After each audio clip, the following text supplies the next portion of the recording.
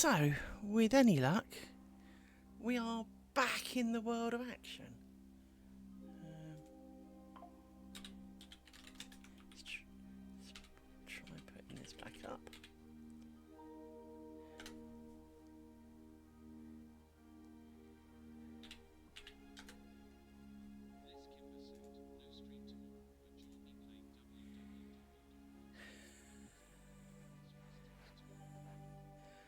So, with any luck, that is back where we started.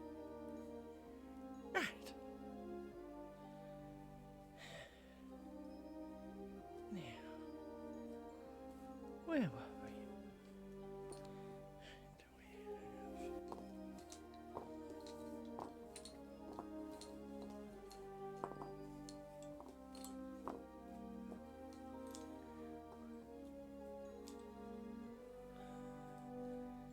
That's not right.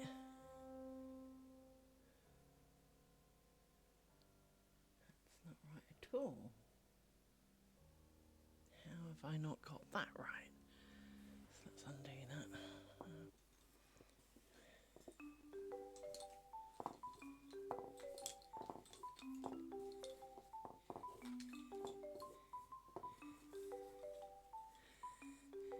I didn't add some.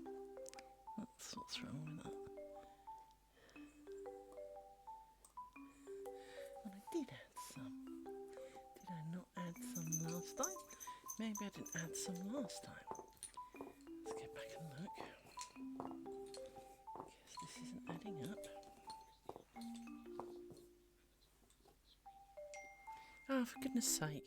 It's because I went to pillow too early and it's got an automatic thing that changes to me talking. So it was on pillow and then after a minute it obviously took it off. But of course I'm looking at what I'm doing, not what's on screen. So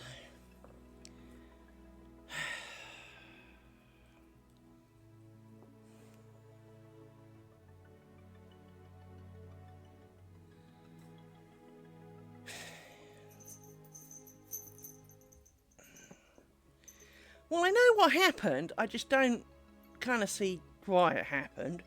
I was muttering, as you were probably aware, as the stream went poof, that my table would not move forward, and I was wondering why, and the short answer was because my work laptop was in the way. So I moved it. This blew the fuse. Not just the fuse, the main fuse as well.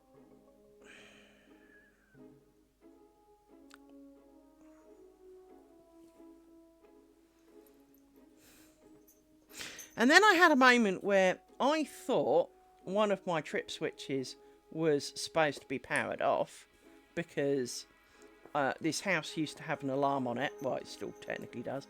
But that no one knows the code and apparently they never had it serviced. So the alarm company said, well, of course, madam. Yes, we can reset it so you will know the code. Except for the fact that... well, it's not been serviced. You'll need to pay like £300 to have it serviced. And then you need to pay like £200 to have the code reset. And you're like, really? He's going to be here anyway. That seems a little bit much, you know? And so it was going to be £500. And I didn't want to pay it, to be honest. So I put in a new alarm, which cost a lot less. And is 100% in my control. So I turned it off, but I thought I turned it off at the fuse box, not at the wall, if you know what I mean. And because that would be far too easy. And so I thought one of the fuses was supposed to be switched off. Now, so why have I not got enough bobbins at this point? And the answer has to be, I made a mistake somewhere. So back we go some more. What a good start to the day. I got like 2 rows in, blew my fuse, and somehow screwed up my bobbins. So let's try and work out what's going on. And why is it you managed to put pins in at an angle so you now can't get them out again when you need to unpull some, but not all of them? And I can't see. Oh, shut up, dog! You're not helping. Whiniest dog. Right. I did not add some here.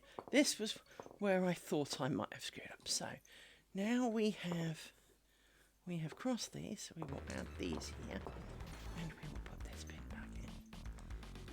This...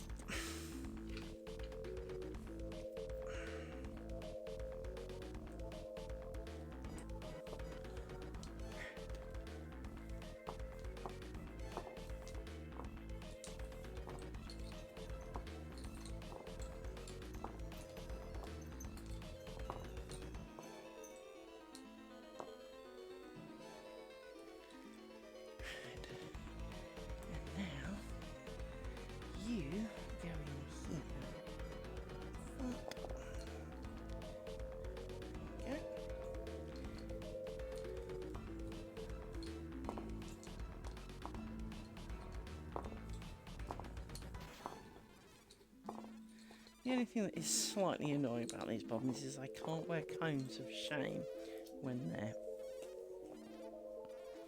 their threads slip, which I would like dearly,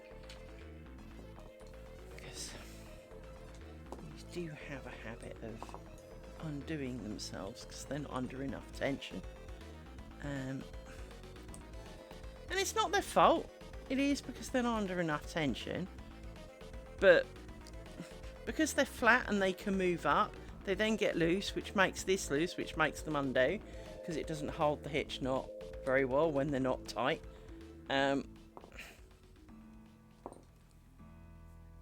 But it makes it very frustrating when your bobbins are... Did I just do it again? 1, 2, 3, 4, 5. No, you're just short. Right. You see, this one's getting longer for no apparent reason, and the answer is because it got a little loose and could. See, it gets loose and then you tighten it, and then it gets longer and then it gets looser again, and so it tightens and it basically grows, and it annoys me. So here we go. It's funny because sometimes the half hitches stick and then you can't undo them when you want, and other times they're not quite enough. Anyway, so I do apologise for the early shenanigans.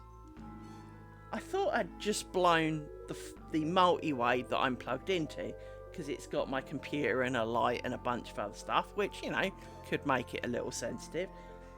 But it should be man enough for the job. It's got, like, you know, something like 24 plugs on it, and I'm only using 5, so, and they're all normal kind of plug rated things, so it's not like I plugged my cooker in it or anything. But, yeah, the problem is I hadn't twigged. It took out everything initially, and that caused much confusion. Because normally, it shouldn't trip both. Oh well, never mind.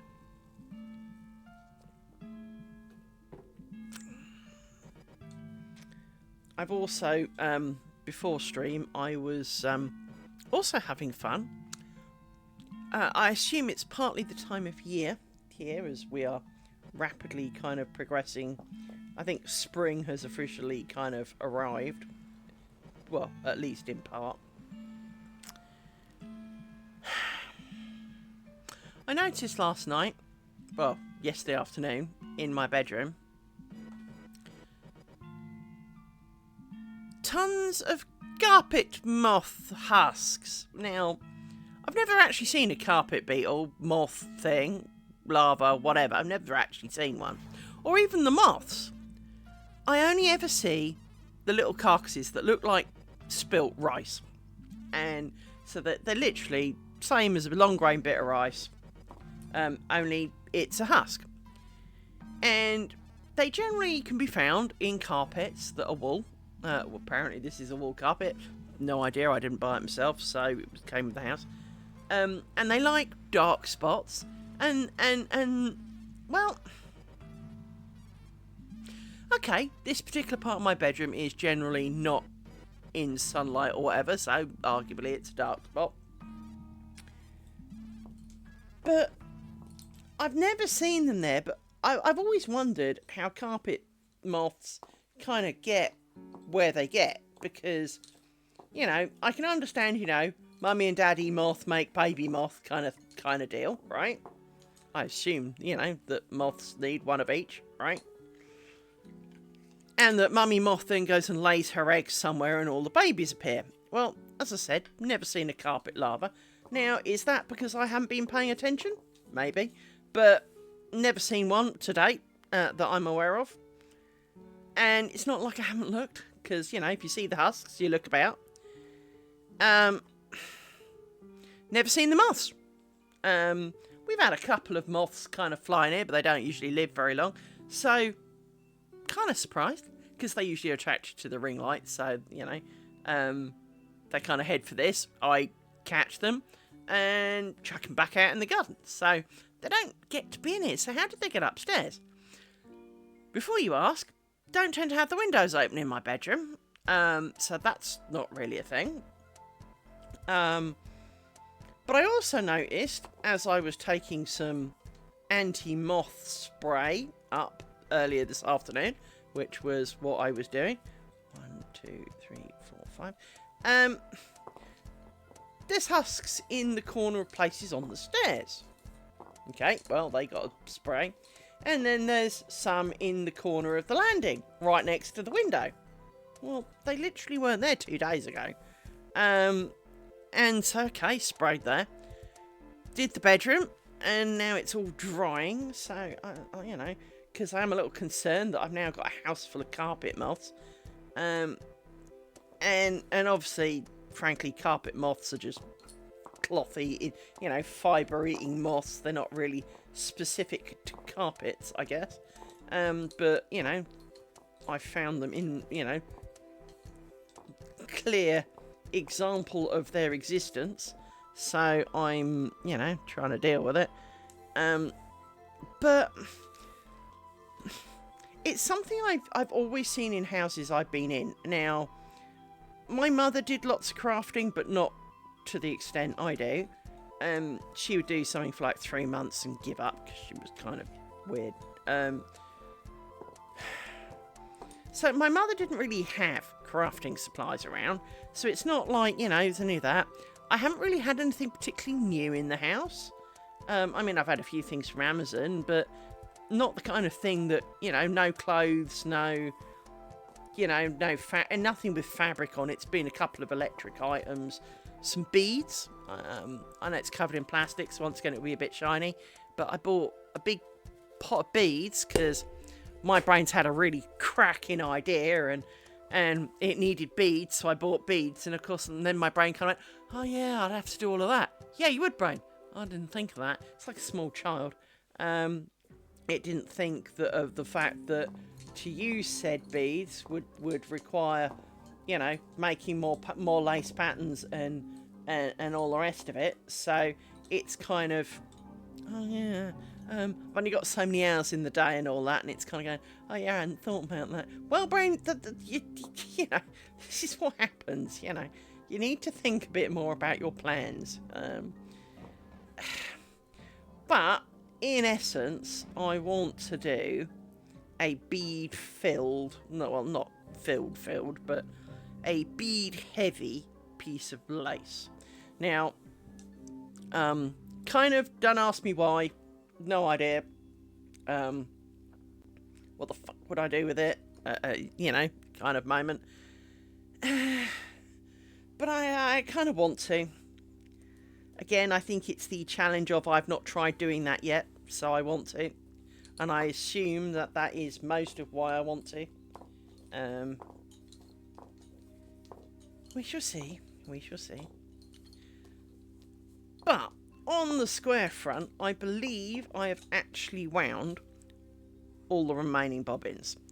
Because all the bobbins that I had in my bag from when I pulled them at these bobbins, because obviously square before last I was using these bobbins, so all of these bobbins were in a bag. So I have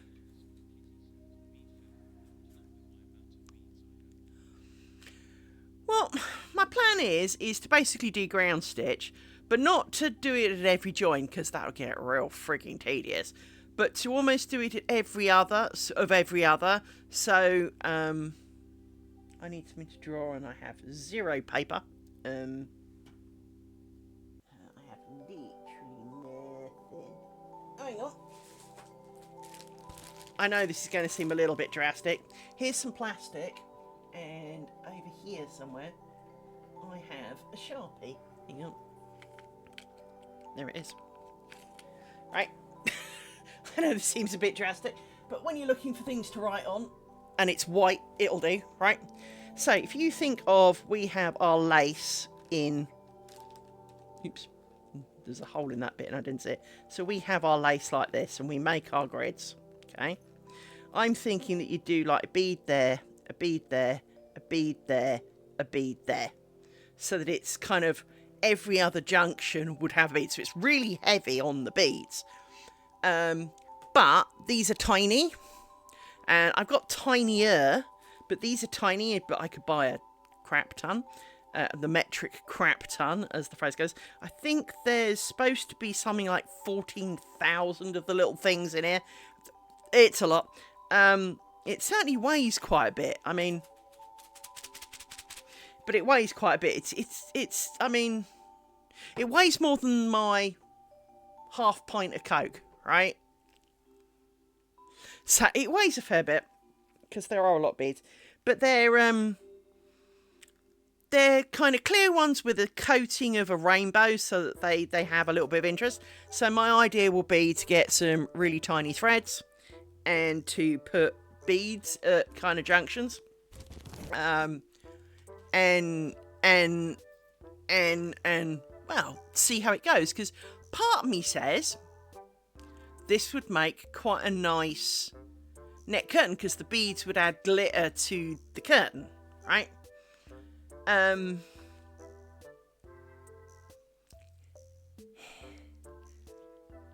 of course, should you want to join them, well, if you've got beads on the edge and you've only got one pair of bobbins going through your beads, well, then the other pair of bobbins can kind of go through your beads, and it won't show that you had a join. Yeah, I'm not stupid, right? Well, actually I am, but, you know, maybe. This is where my... Oh, it's not all my bead collection, please do not understand. Bear in mind, I'm not a bead dude. I have no use for beads, but I bought, you know, as a potential idea pack, I bought a metric shit ton of these little beads, considering I'll probably use, 100? You know, I really didn't need that many, but they weren't very expensive, and if it was a goer, you know, it made sense to have some, you know.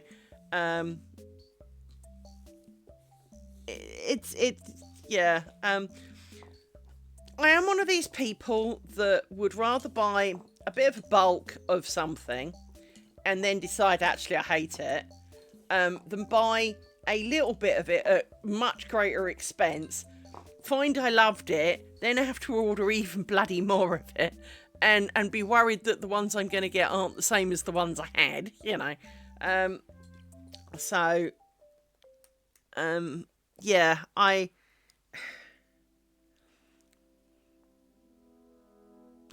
the problem with these is that they don't actually say on them, kind of...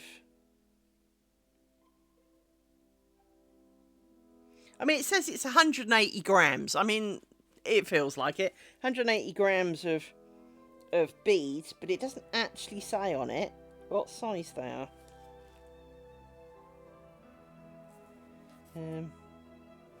So yeah, whatevs, you know. But that's my plan. Is to get some use some skinnier thread, and basically use skinnier thread on a reasonable size grid. So I'll be a size of grid that was probably a bit big for the size of thread, but to have the beads in it to make it really kind of... It's all about the bead, not really the thread, if you know what I mean. So, yeah, I shall see how that goes. It might be an utter disaster, but that can be an experiment. see, the problem is with things like beads, is you can't use beads on a bookmark, in my humble opinion, because you really want it to be flat. I've got some sequins. Again, so not a sequin dude, but I've got some sequins that I can put in. And that could be pretty too. But sequins and a net curtain's not really a thing. But beads and a net curtain could give sparkle and interest. And maybe you wouldn't do the whole thing, but you could do like a section, almost like fill in the middles, like of these, with beads, to make them sparkly, or, you know, round the edges of the cloth stitch, you know, kind of idea, right? There are many options in life, as we all know, but to give not necessarily this net curtain, but the future net curtains of life, because, you know, I'm not going to do just the one. I'm going to have some more ideas and more ideas. And you see, the problem is I want to make big things, but there's nothing big that I want. And I struggle because I want to make things, but I have no use for them, nor someone that would appreciate them as a gift, necessarily. Because obviously most of my friends, well, have things in common with me, and therefore are not exactly the girliest girls. And so lace and frills are really not the name of the game. And, I mean, I do know someone who truly is kind of pink and fluffy, for want of a better word. And, funny enough, she used to do lace making as a child. Yeah, she's about the only one I know, but she's a girl from work. And not that that's a bad thing, but so she's not exactly the closest personal friend. 1, 2, 3, 4, 5. And if I kept, you know, turning up, you know, saying, hey, can I drop, because we all work from home, hey, can I drop round your house and drop you, you know, my latest big pile of stuff that I've made because I don't want it, she might find that a bit creepy, because I know I would. I mean, we've got a bit closer since we all moved to a new company, but that's about it. To be honest, I don't even think she likes me, so it really would be creepy. I don't think she hates me, I just don't think she, you know, again, she's not, you know, we're just not great friends. It's not like my co-worker, but then his wife probably would be okay with lots of lacy things, maybe even his kids. It's not a him thing, though. He definitely doesn't. I mean, he listens to my conversations about lace making, and he remembers it as well. He's much better than the ex-husband on that front. He actually listens, and he can tell you differences of things, and because he's paid attention, which I find truly appreciative. I mean, I listen to him about his stuff, and, you know, much like him and my lace making, I guess, he has no real personal interest in it, and to be honest, much of his stuff, I could be argued, I don't really care either. But we do the kind, courteous friend thing of listening and paying attention, so that when we have further stories in that matter, we know what the hell was going on last time. It's a bit like watching it at the in soap in the office, not because you want to watch it, but so that you can join in the conversations. You know, it's a bit like that, really. 1, 2, 3, 4, 5. So yeah, you know, you pay attention and follow along, because, well, there'll be more about it later, and, you know, for that to make sense, you need this to make sense, so you pay attention as it goes. So yeah, right, you can go over there for a minute. I mean, I could do all of these, but why crowd the pillow, right? 1, 2, 3, 4, 5. Stick.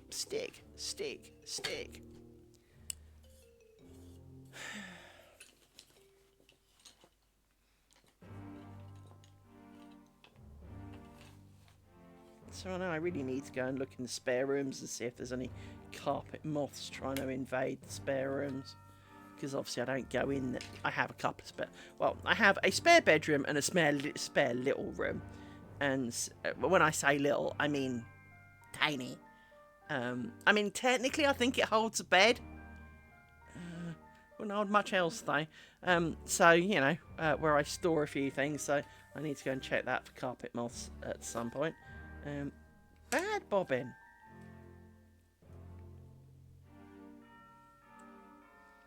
Now, curiously, why is there a pair of bobbins here? Because you, my friend, should be part of this. Oh no. There should be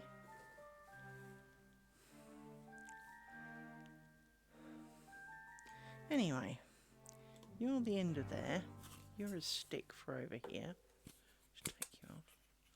Oh, and never worry that I'll run out of these. I really do have quite a lot of them. Hang on.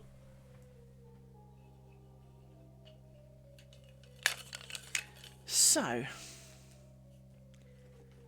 I have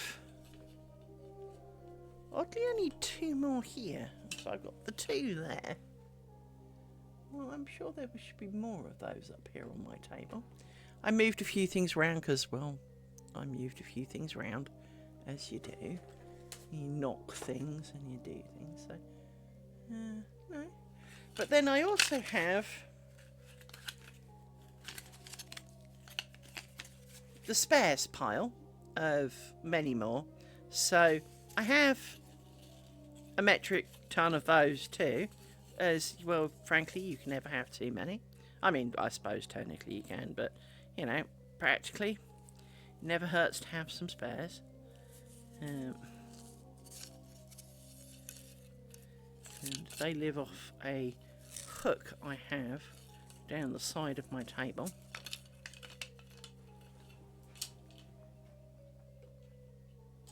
Considering I've got 2 sticks worth of bobbins to go, mind you, I suppose there's 3 in the 2 there, so yeah, it does work out actually. There you go, so these 2 bobbins are the only ones I need for this anyway. So let's unmask you. 1, 2, 3, 4. Now,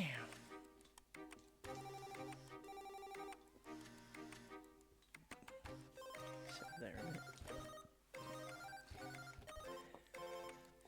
You now come back this way, and now you are done. You can go over there. You're being long, and this is the problem.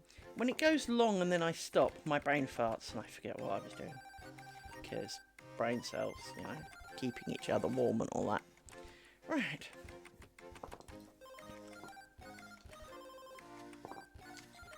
So I might do an earlier stream tomorrow, but I certainly won't be doing my late stream. Well, we shall see how tomorrow goes and what I get up to. For I have things that I wish to do. I don't wish to say the T word, but the T word may happen a little tomorrow. It is a 4-letter word after all, and we don't want to be talking about it because, you know, I don't like it. I'm allergic to it or something. But I may do some of the T word tomorrow, so...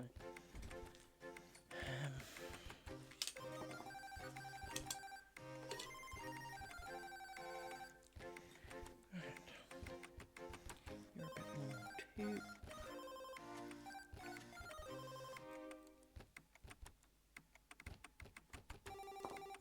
Very short, of course you are. So you twist, that's fine. 2, 3, 4, 5. You need to stay over there. Yes, you over there. Pin.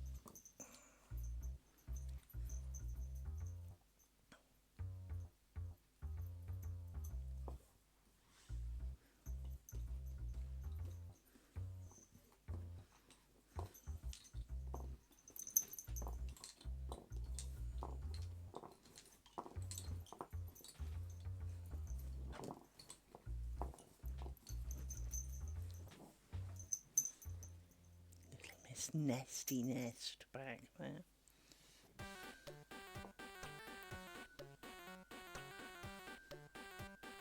Probably sulking because I've shut the bedroom door while some of the anti-moth stuff dries off. Trample, trample, trample, trample.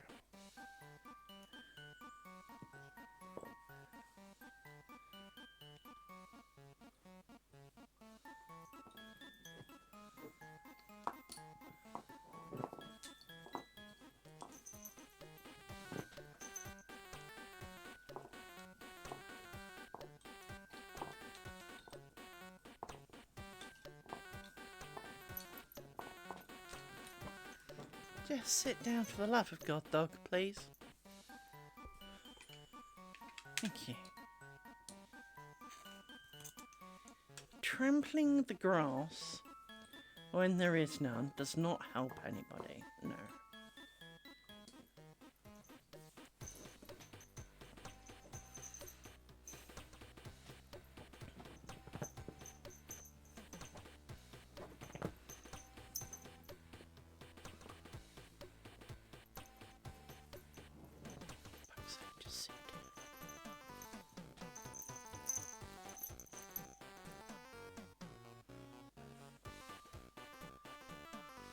Goodness me. You just got longer. I watched you.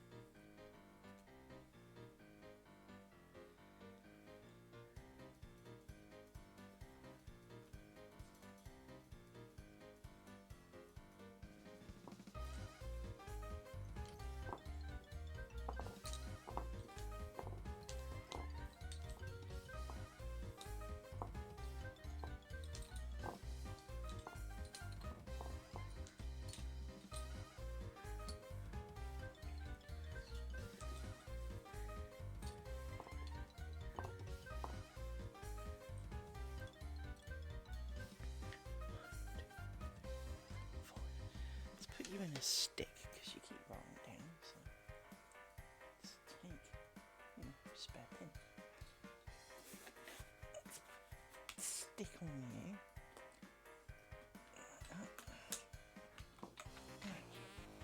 You can now go back there out the way. 1, 2, 3, 4, 5. And we've got a pin. Real one I was holding him in. There we go. Okay.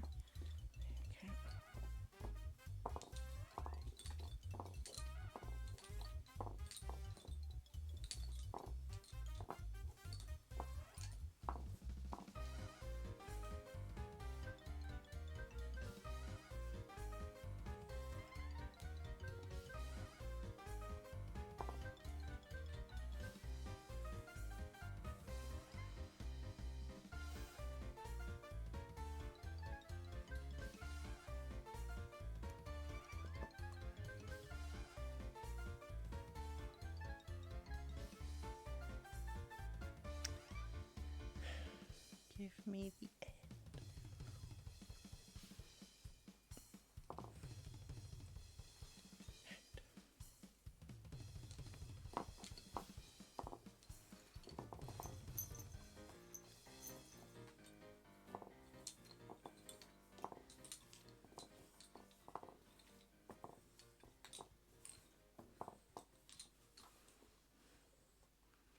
See, there's no way you were this long a minute ago, are you?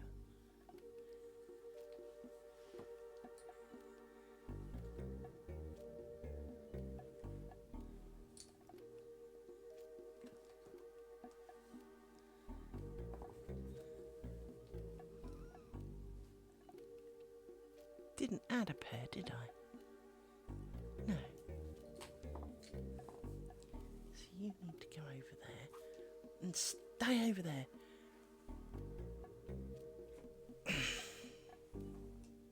Stay there.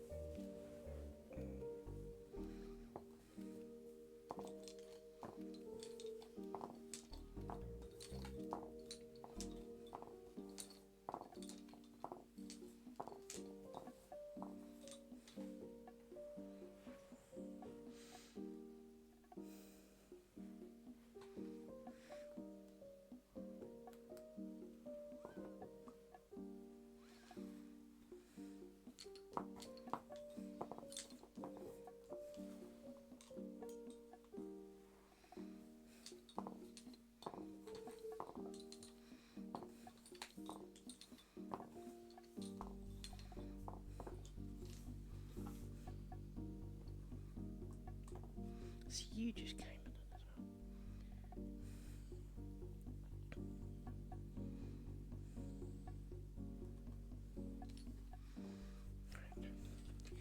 Then we need you two.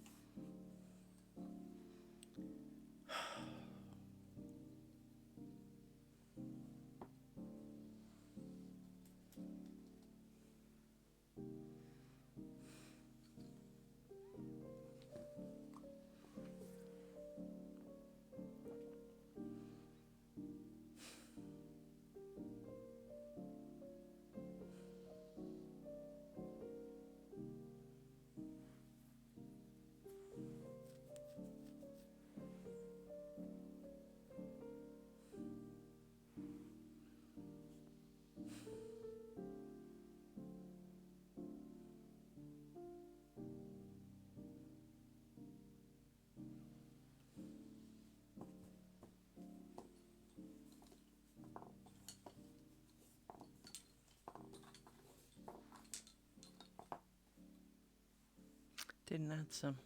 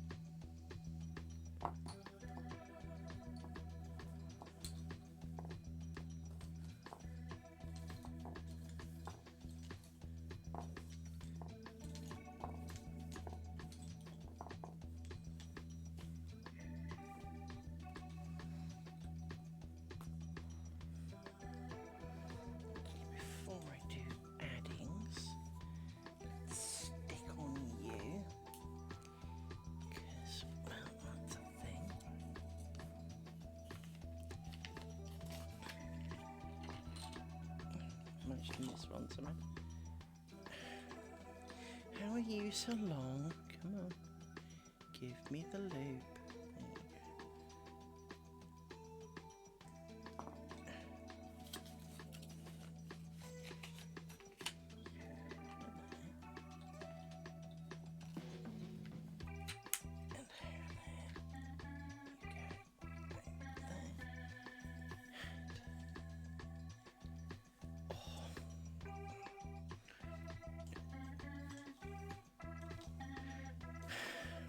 You're getting longer, I can feel it.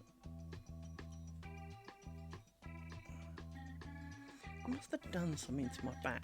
It's like yesterday.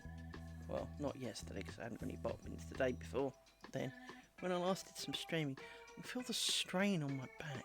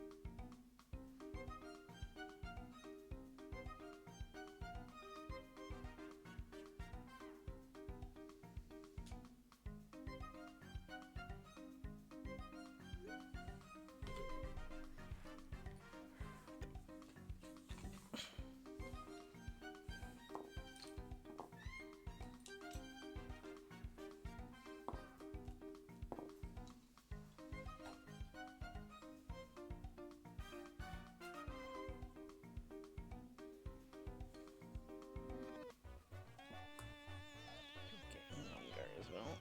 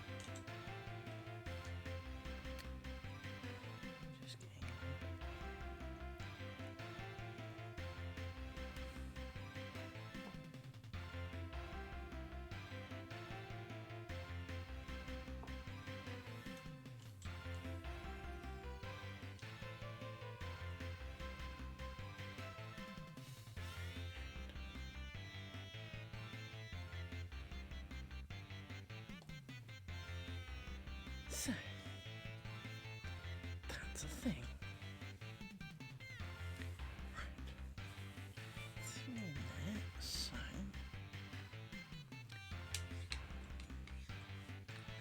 A bit short for that.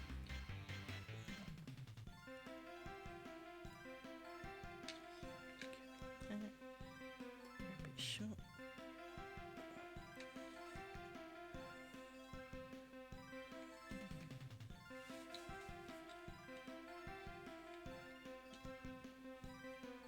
Really needs kind of like a notch to go around in the middle to help hold it down a bit more. Okay. You are now a thing. Can't go on a stick.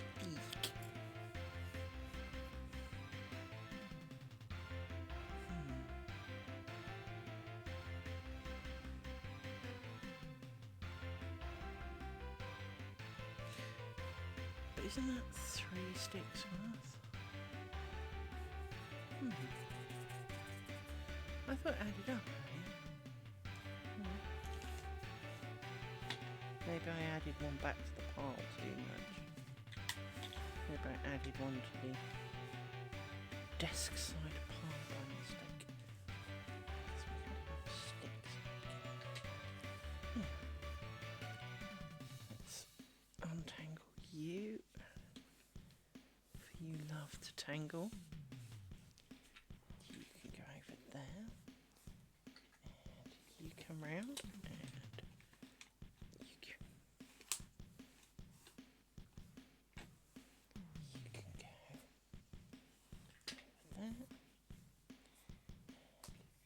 You come round and you can go over there. And now we want you. Hello, you. Stick. Bobbin.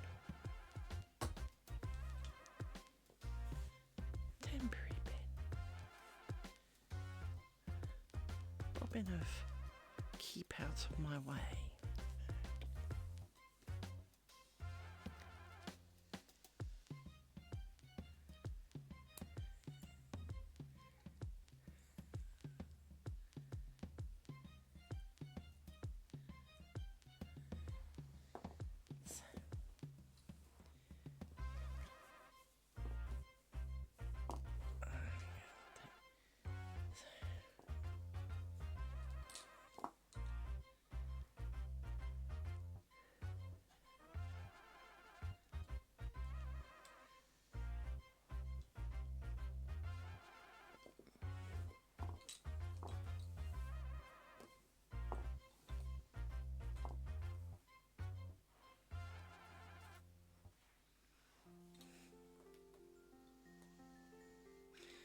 Twist them, idiot.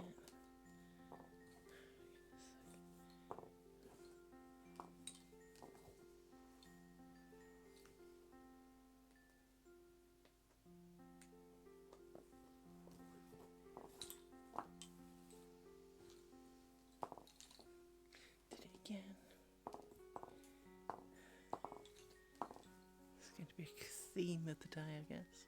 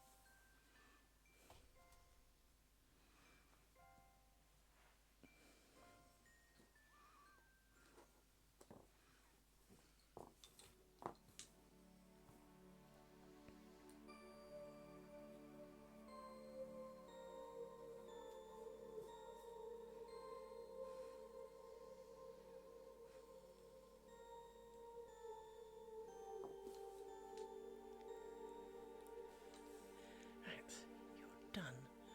Now, let me have a poke my end, for there are things that need poking my end. Yes, you can go back there.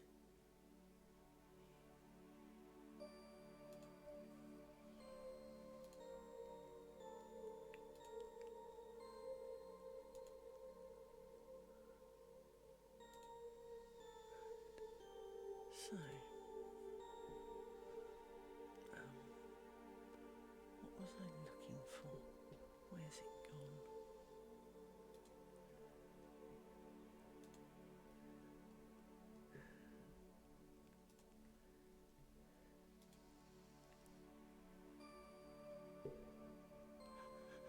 Oh, excuse me. Right.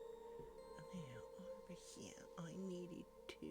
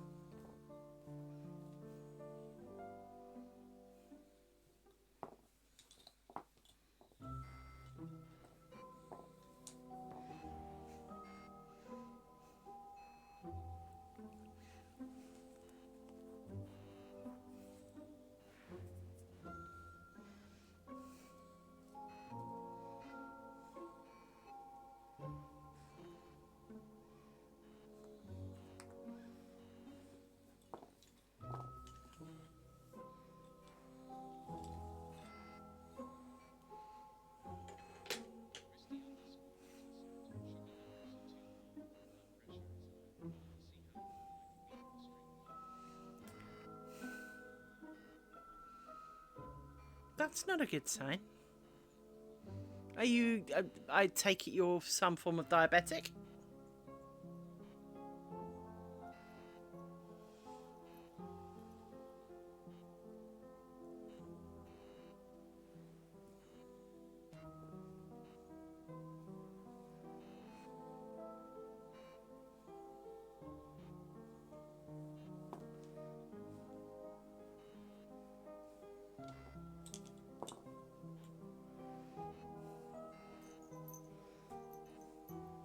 But you look after your health. Don't be... You know... Much as I appreciate having someone to talk to, I'd like to have you around for tomorrow, so, you know, look after your health, you know.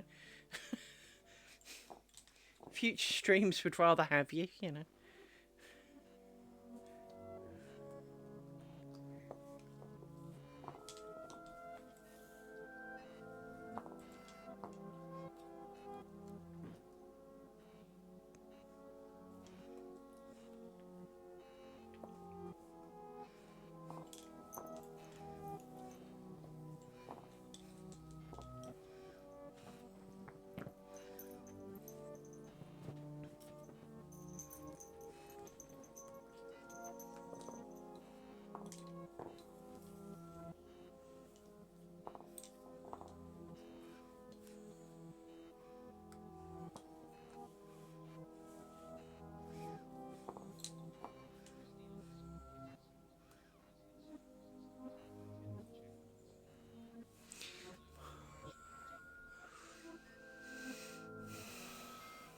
If your blood sugars are too high, it would suggest that you are borderline joining her, unfortunately.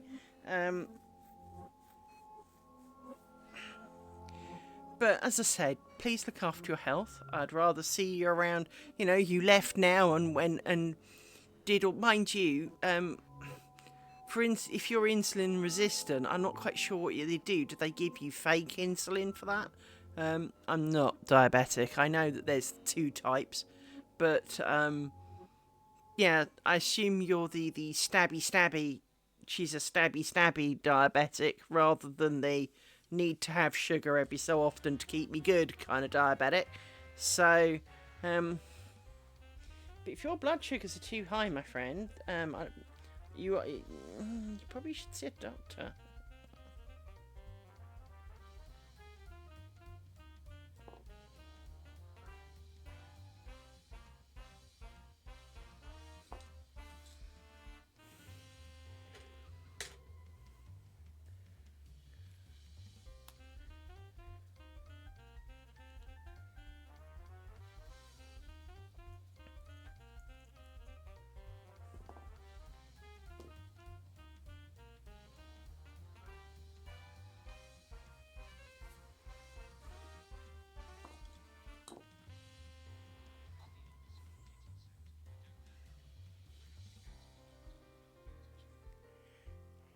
Yeah, I mean, there is kind of like the group of people who are like pre-diabetic, i.e., they're kind of not diabetic in that their body will recover by itself, but, you know, they're dangerously close to becoming diabetic. So I would suggest that's kind of on the cards. I am not a medical professional, but, you know, it seems kind of logical. I do logic. I mean, I'm the kind of girl who could sit and eat an entire tub of golden syrup or honey or whatever, and I don't even get a sugar spike. Everyone else gets sugar rushes. I've never had one. Everyone gets caffeine rushes. I've never had one. I can drink 20 cans of Red Bull and take a nap. Yeah, I don't suffer from those, and so I can't entirely relate. But if you're not good, go and sort yourself out. Go and do all the right things, you know?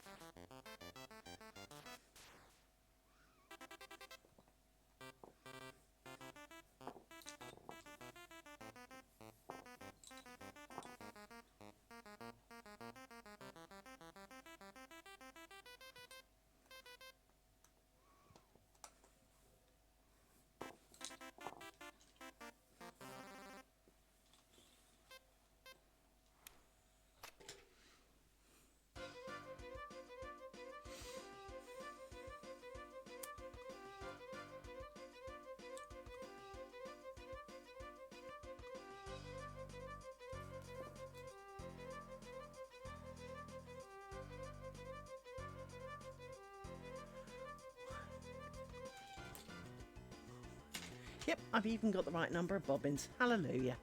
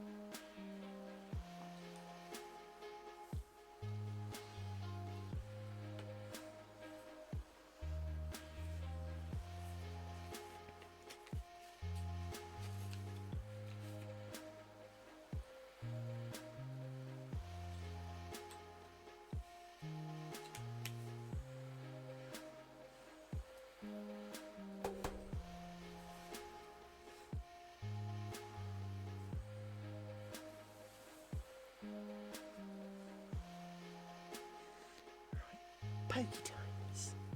Pokey time.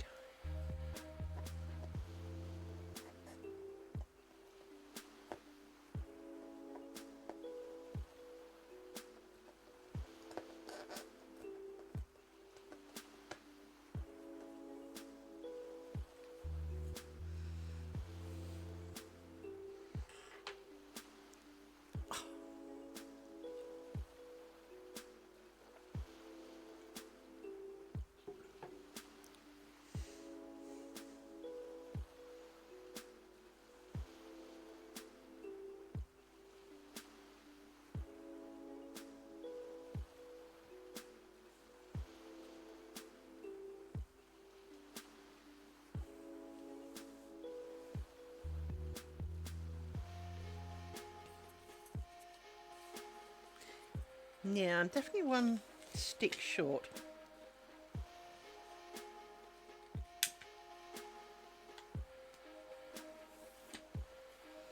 And there's 5 more bobbins to go, so I need to rescue one of those. There we go. Right, that's...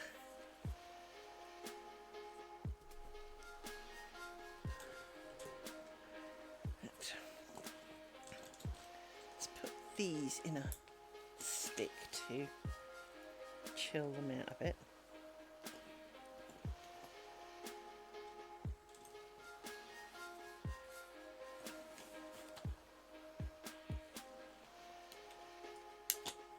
So, stick of those for when I need those, because it's going to be a while.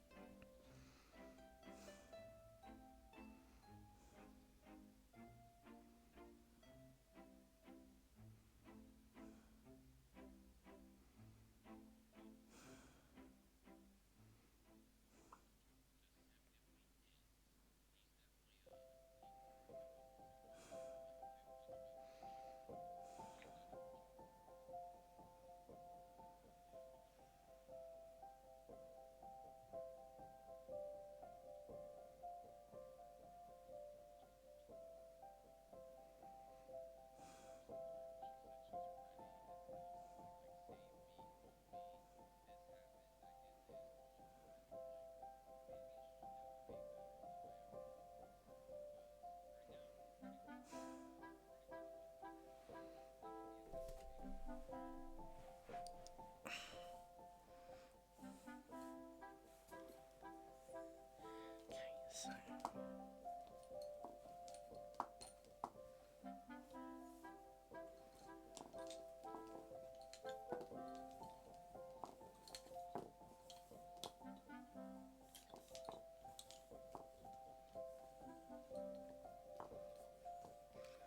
two, three, four.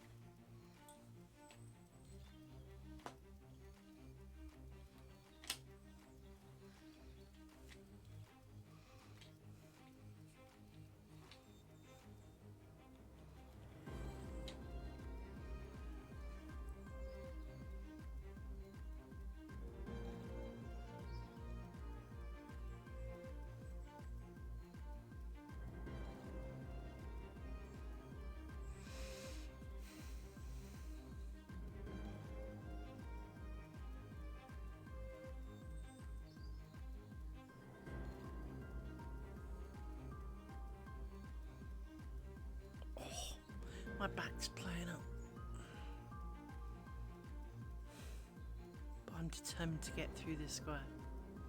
Might kill me though.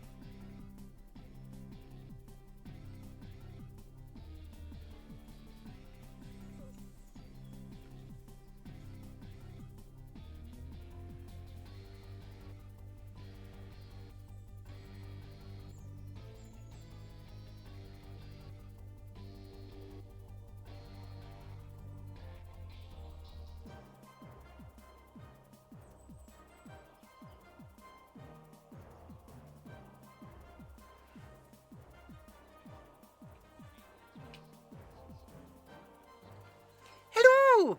Hello! Welcome to the channel.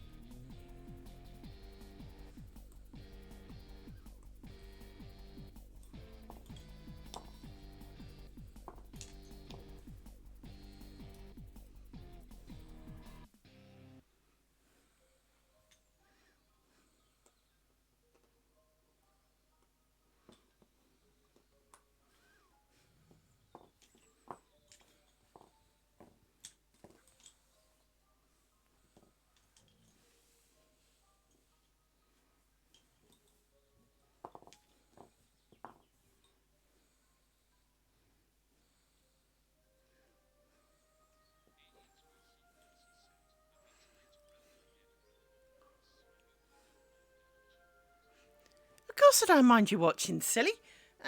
If I minded people watching, I wouldn't be streaming. If you've got any questions, you can always ask. I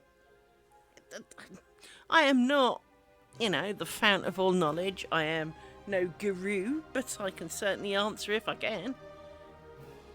Oh, got itches. Oh. Right.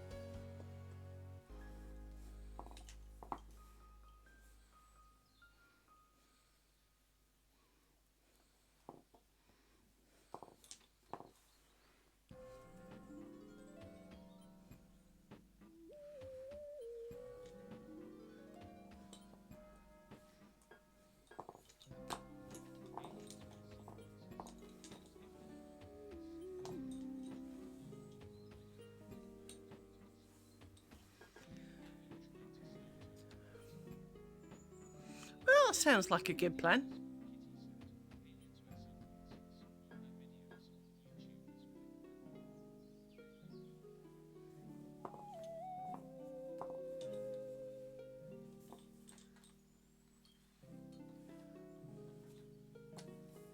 Yeah, running away, bobbin.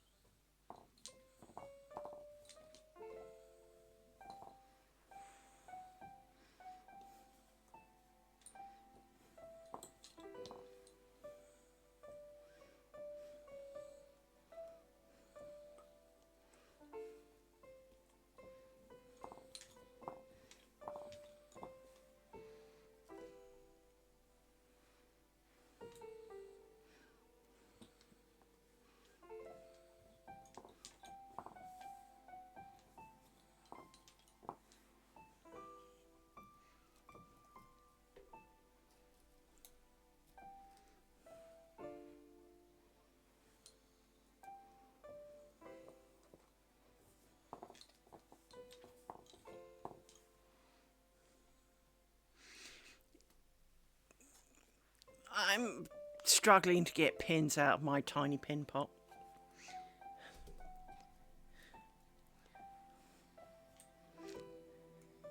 Mainly because, of course, it's behind me, slightly behind me, and I'm reaching in and kind of groping around in there, so it doesn't help.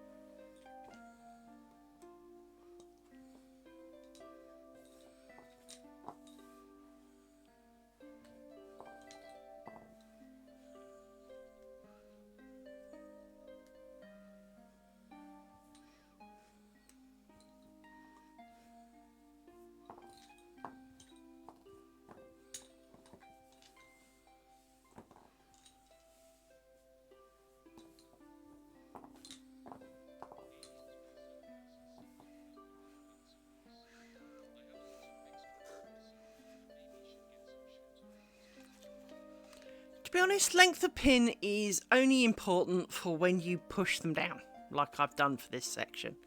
How long your pins are actually doesn't matter. These ones, here you go. She's just trying to hold it at an angle you can see. These are 3 centimetre long pins. I've got longer pins, I've got shorter pins. It really doesn't matter, it's partly what you're comfortable with.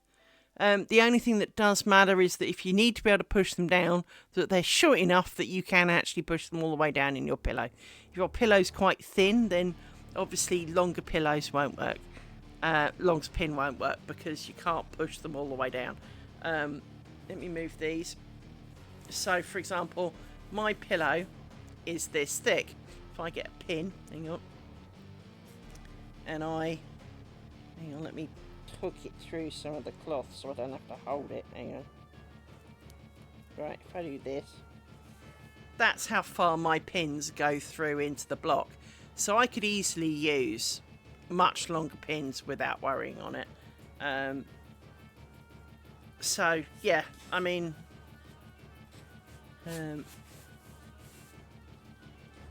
so yeah, it's length of pin not important. The only thing that is not overly recommended is, she says, moving a drink. Hang on. Generally, bobblehead pins, because you can't always get them close enough together. But it does depend on what you're doing. There are plenty of types of lace where bobblehead pins are good, because you don't need to get them that close. They're not that densely packed. Whereas there are laces where, you know, the pins are almost kind of toe to toe. And they scare me because, well, that's a lot of pins. But, yeah, I think it, you know, to an extent, your pins are probably okay. Unless they're too long for your pillow. And that's pretty much the only deciding factor. No need to buy more pins if you've already got a bucket load. So...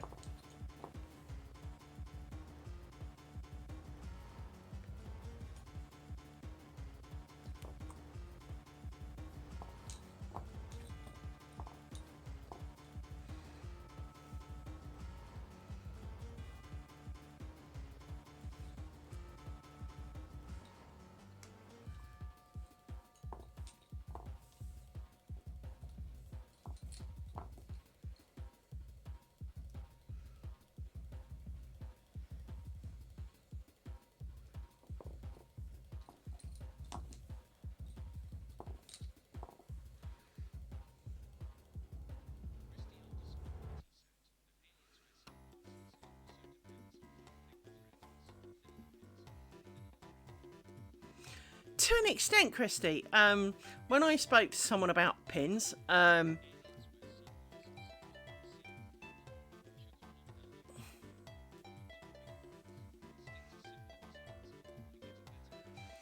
Christy, some of the there's not a lot of truth in that, apparently. I mean, obviously, to an extent, right? I thought these pins at 0.5 millimetre were reasonably fat because I've got some that are half this size. And I was told that these are still skinny pins. So, to be honest, you know, it's... To an extent, it's a limitation, but when you take the pins out, it's the only time that the pinhole really remains is in a Pico. And there are people out there looking for fatter pins to stick in Picos. So the only thing that you do find is you need decently sharp pins. If you buy the cheap pins, which of course is very tempting, cheap pins tend to be, half of them are blunt, and you go to poke them in your pillow and they don't go. From as I understand it, even the finest kind of Honiton with 120/2 thread or whatever is still done with basically the same size pins. So you've almost got to have an exceptional pin for it to be a big issue, if you know what I mean. Because when I spoke to someone about I can't remember what exactly I spoke to them about, but I was talking to them about the pins, and I said, I've got fat pins. And she went, oh, darling, those are not fat. And I'm like, really? I thought they were fat pins, you know.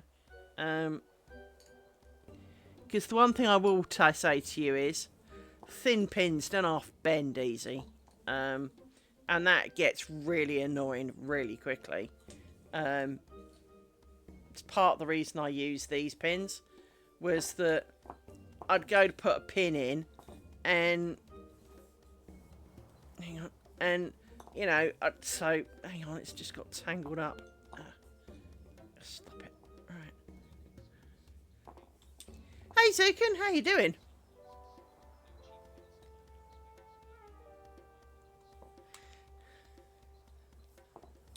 Well, it's not just the not damaged fabrics. You know, nothing is more frustrating than grabbing a pin, trying to stab it, and nothing happening.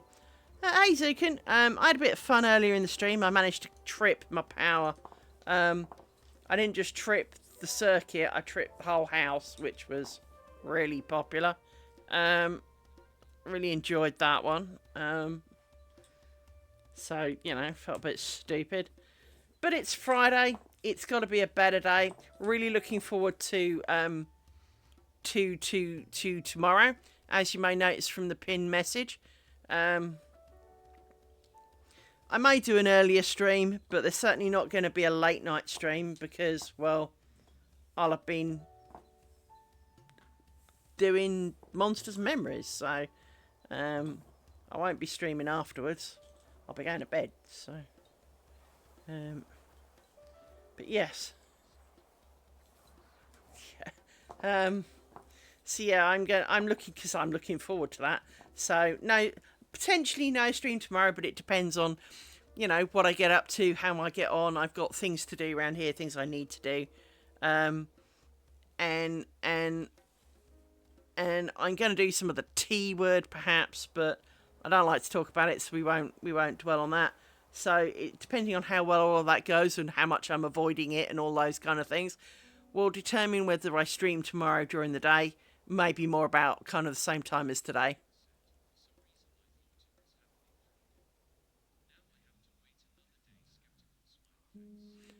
I'm sure it was tomorrow.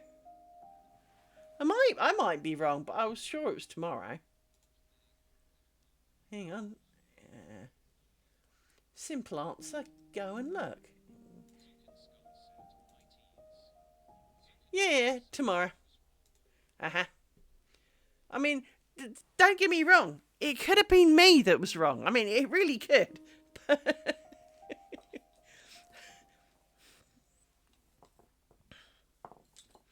Because let's be honest, when you work from home, days kind of blur a little bit.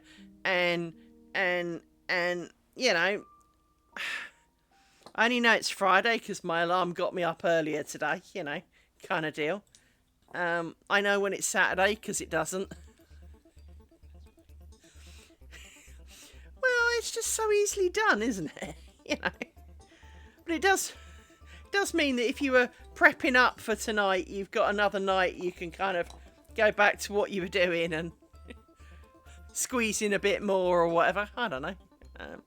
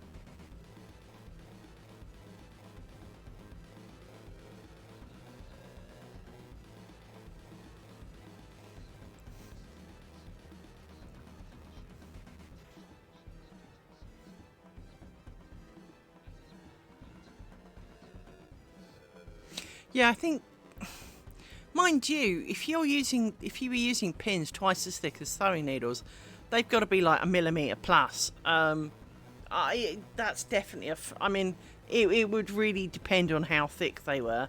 I mean, I've got a bunch of stuff, and that's right, working out where I got to. I've got I think is it 0.25 millimeters. Yeah, they just bend in the wind, man. You just say the word pin and they've tied themselves in knots. They're useless. I hate those. These ones, I mean, since I've moved back to these pins, which are 0.5 millimeter pins, she says check in. Yeah, 0.5 millimeter pins. I don't bend these. Well, I bent one, whereas I was bending, you know, well, pretty much all of them. I'd bend them when I take them out because I'd grab them like this. Let me use a pin so you can see it. I grab them like this to pull them out, and that would bend them. Literally, I was almost throwing them away like rain. It was ridiculous. So these are good. I mean, don't get me wrong. Those 0.25 ones were quote bend resistant. Well, I didn't exactly resist at all, in my opinion. But these ones are good. I like these. It clearly came in a big ass pot with a nice lid and everything. And I bought a lot of them. I bought 500 grams of pins, which is a lot of them. I've also got a slightly other different size in case I want those. But these are good. I like these. I'm liking these a lot. I've got another 500 grams somewhere, so, worry not. I've got plenty of pins. In case I go big, because, well, that's going to chew through pins. So, it is kind of a good thing. But a lot of it is personal preference. I mean, the pins should work out as an even tension, so it shouldn't mess with tension too much on the grounds that the threads should be taking, if you tension them right, even paths around the pins. So it should really work out. But, for example, even this pin, which obviously, is a big pin. I mean, I'm going to guess it's still not 1 millimeter though. You have to pay attention. I mean, obviously, if you're almost using like, wood nails, then that's going to matter. But if you're using dressmaking pins, I would expect normal pins to be okay. Prim do up to over 1 millimeter wide, which is frankly quite scary. But when I was talking to someone about picots, if you think about picots, it makes sense for a picot needle to be quite fat, so that you get a decent sized picot and it holds its shape. Whereas obviously if the pin's too thin, the picot almost can't form around it well, and it makes it much more of a struggle, or it makes it look even more like a screwed up pinhole than I think picots do at the best of times. So if you've got pins that you're comfortable with, and certainly for the first few pieces, it really doesn't matter, right? Get into the swing of cross and twist. Get into the hang of putting pins in. Get into doing something. And yeah, it may not be something that, would be found in the Louvre tomorrow, right?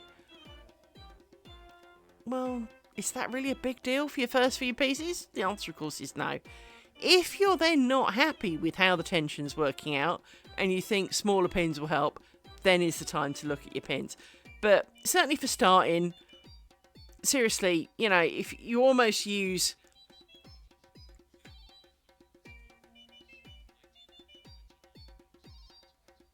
Well, to be honest, it worked out really well for the finer thread for Buck's Point. Because 90% of the pin in Buck's Point doesn't have thread form around it. It just stops it wobbling around too much. So frankly, you could probably use a 2mm pin and it wouldn't really matter. It's only the picos that kind of, and the edges kind of thing, that get matter with the size of your pin. Part of me wanted to use really, really fine pins so that the cloth stitch edges didn't have the little loops so much in it that you get, where obviously you turn round.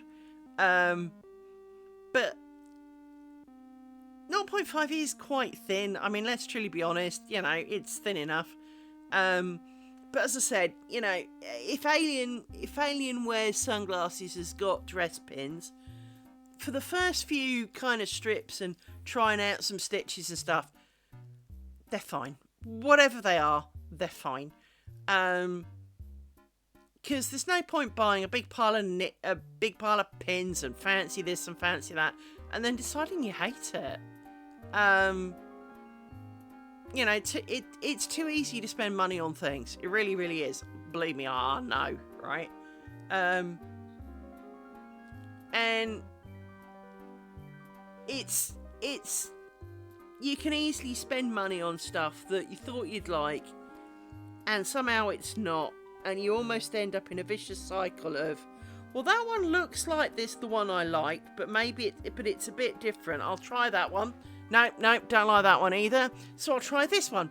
Yeah, it's nice, but it's still not, ideal. And you become kind of lost in a perfect quest for getting an answer to a problem that almost, you're not going to find in a hurry, but you could spend a lot of money getting nowhere fast. I mean, if you think of it in terms of cars, right? There are thousands of makes and models and all the rest of it. Now, every single one of them will do the job. Irrelevant of what the car is, as long as it's got, some form of propulsion and wheels, it'll do the job. But some cars don't feel comfortable. Some cars, you don't, the chair that, and versus where, I know, the gear stick is, because obviously we Brits tend to have manual cars, it can be uncomfortable, or you don't like where the buttons are, or the stalks are uncomfortable distance, or the chair's not as comfortable, or it just feels really cheap, or it feels really, you feel really bad trying to dry it.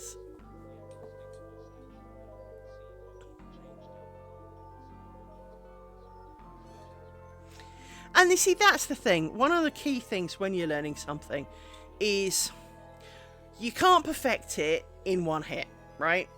I mean, you can sit down and analyse it and go, actually, I need to change this, I need to change that. But realistically, if you've got more than one or two things and you set about fixing that in your next effort, that is the best way to get it right. Because if you give yourself too much, chances are you're trying to do too many things different, and you'll end up just making a completely whole list of new mistakes. If you're doing what you were doing last time, but you're correcting one or two minor mistakes in it, even if, or one big one, you're going to make a far better effort, because you've got more chance of actually succeeding in making that correction. And so, yeah, decide what you think is main, do a small chunk of stitch, go, okay, I'm not happy with this, I don't like that. You can be really critical about it and say, oh, I pretty much hate everything, but for the next one, I'm going to try and do this, maybe this better, and concentrate on doing just those two things better. And, like every foundation, for each bit that you get set in that's doing it right, some of the others will almost fix themselves because they were only wonky because you got some of the earlier bit wrong. So, I know that when I was a kid, looking back on it, I'm fairly confident that I made a logical but stupid mistake. So, when you're doing cloth stitch, for example, and say you're working from left to right, you do, the first thing you do is take do a cross. So you take the left over right, and, you know, off you go and you do your stitch. I am as confident as I can be that when I was a kid, when I was working from right to left, I twisted them the other way around. So instead of doing left over right here, I would have done right over left, because I still find myself tempted to do it sometimes today. And so I'm confident that that was why a lot of what I, you know, the strips I did as a kid sucked, was because they were wrong. But like a lot of things, is that as a kid, you're not very good at, you know, details and things. And, you know, you make a ham-fisted job of most things. So, you know, the adults in question just kind of go, very nice, dear, and let you get on with it. And I'm confident that's what I did wrong as a kid. But I didn't do much as a kid. I only did 3 strips, and that was it. It was kind of over. I didn't get to do any more. So, having come back to it as an adult, in my mind, I'm thinking of the things that I did, because I remember meeting in the cross-stitch and craft, you know, I can't remember what it's called, but it's the cross-stitch and something in exhibition that they do here in the UK. It used to be in Earl's Court. I think it's now in Birmingham. I haven't been for years, to be honest. Where's the pinhole? Come on, there you are. You know, I met up and there were some people who were offering...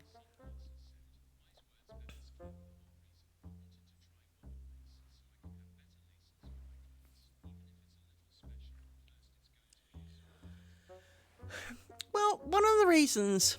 I mean, I'm not a lace person. This is going to sound really stupid. I'm not. I really am not a lace person. I don't need lace in my life for anything. Part of the reason I'm making a net curtain is the only thing I could think of that I would ever use was a net curtain. Or bookmarks, but then I've got a Kindle, so don't really need that either. But at least I like bookmarks, and I do have books. I just don't tend to read books, but I can mark, you know, patterns or some information that I've been looking up, and I can put a bookmark in it. So at least I could find a use for bookmarks, rather than sticking bits of post in it, which is generically what happens. So I'm not a lace girl, and so this is the stupidest hobby for me. However, I am a queen of making things.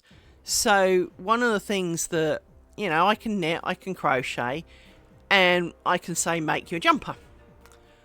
But there are levels of I made that, right? So if I knit you a jumper out of commercially available wool, I made that.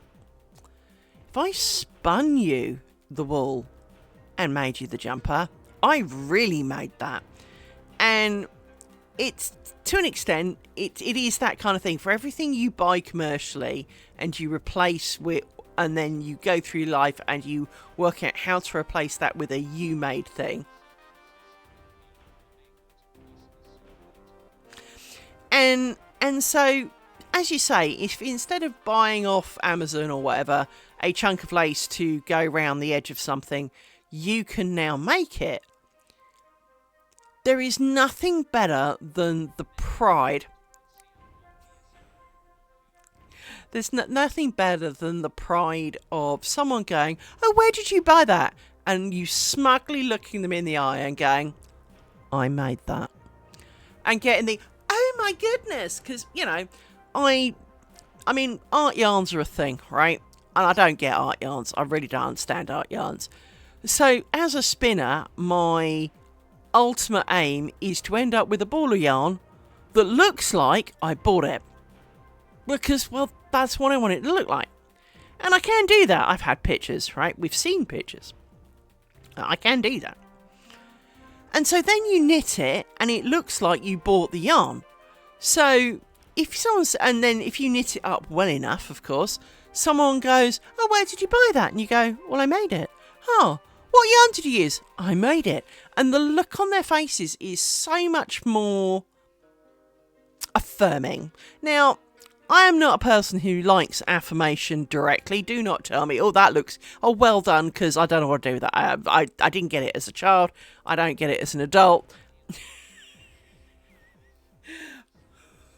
So you want that look of surprise when they realise, when you say, I made it. You want them to be going, I'm going to get my checkbook out and go and buy one.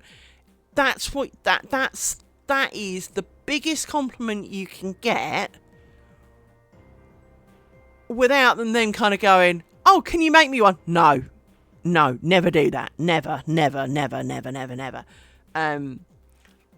You may have heard of the boyfriend jumper. The boyfriend jumper is if you ever want him to leave you alone and never speak to you again, knit him a jumper. He will flee for the hills, right? It's not entirely true, but generically it is true. And making things for people, they would not necessarily be prepared for the cost and efforts that are involved, right? And because, for example, I've worked out that this net curtain,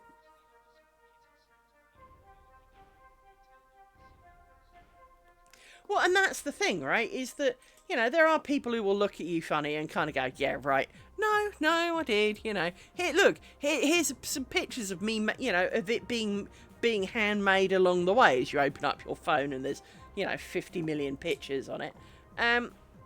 But I worked out this net curtain's going to take up to 18 months. Now, it depends on detours and, mood of the day. And some days I'm a lot faster than others, it seems. But it is that practical part of you that kind of comes along and goes, well,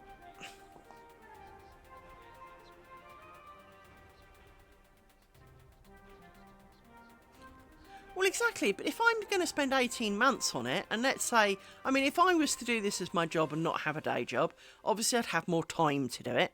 But to be honest, if I was having to do 18 frigging squares, 72 triangles, let's say 40 to 60 hours a week, which is, in a crafting sense, very doable. Because obviously, for example, if I do some of my, when I make, crochet blankets and stuff, I can knock out a single bed blanket in about 11 days, even with fairly skinny yarn. Because, well, you watch stuff on TV, you do stuff, and if you've got if I've got a week off, if I've got 2 weeks off, I could make a blanket, right? I really could. I can make a jumper. But if I haven't got that level of time, and if I had that time and could put that level of effort in for my lace making without getting backache, without getting sore fingers, without this, without that, without the other, because for some reason lace making gives me backache to an extent,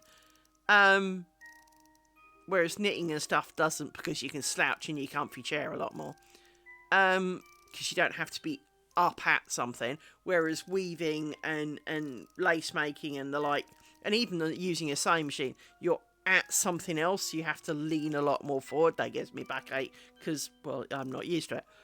But if I was doing that, so let's say it only takes me 9 months, let's say halves it, right?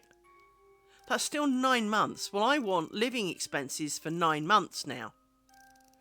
Are you really going to want to pay minimum wage for 9 months? And bear in mind, minimum wage is insulting for the effort, but, even at minimum wage, you're going to want to pay that. For one net curtain, I think minimum wage here in the UK is about £1,400 a month in your pocket. Well, you're going to want to pay like £10,000-11,000 for a freaking net curtain. Of course you're not. No, right. Even Elon Musk, who's, stupidly rich, probably wouldn't pay 11 grand for one window to be covered in a net curtain. It's just not, right? So let's be honest, it is not something that pays fairly for the effort. And like a lot of people kind of do, they do the, oh, I couldn't, most crafters hear the, oh, I couldn't do that. Well, in lace making, the answer is yes, you could. as long as you are capable of going left over right or right over left and poking a pin in a hole, you can do this. Now, you may not have the patience to sit down and do it. You may not want to make the time and effort to do it, but there is no reason why you can't do it. Obviously, if you're blind, kind of hampers it a lot. Going to agree on that. But then that would fall in the poking the pin in a hole kind of problem. But realistically, you know, there are people out there who are hampered in many ways who still make lace. There are one-armed knitters. Yeah, that's a challenge. That, you know, there are blind knitters. Admittedly, I doubt they do particularly a lot of patterns because, well, how do you see to make sure you did it right? But they can knit jumpers, they can knit blankets, they can, you know. People need to sometimes do a hobby because they just want to. And it's one of the reasons I've always struggled with a lot of the influence you see on YouTube. Over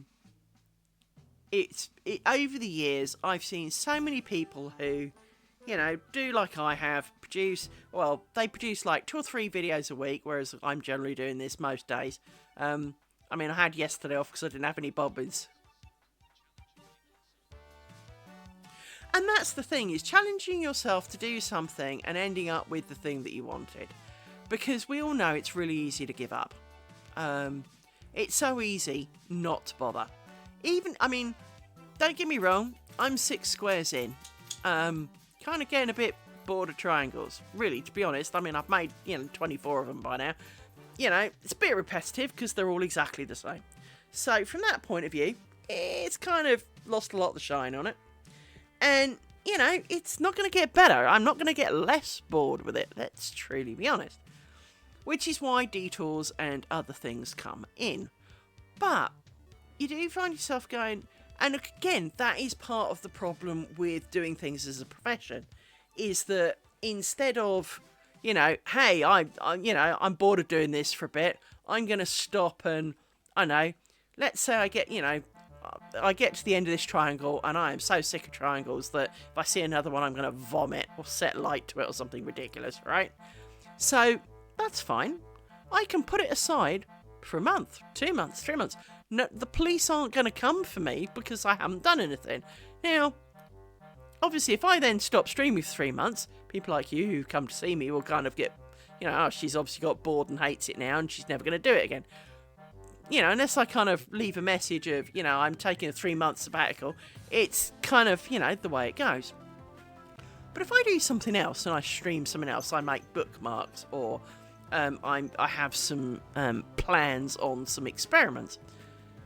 If I go off and do those for a bit, well, that's alright, because I'll still be on stream making something, it just won't be this net curtain.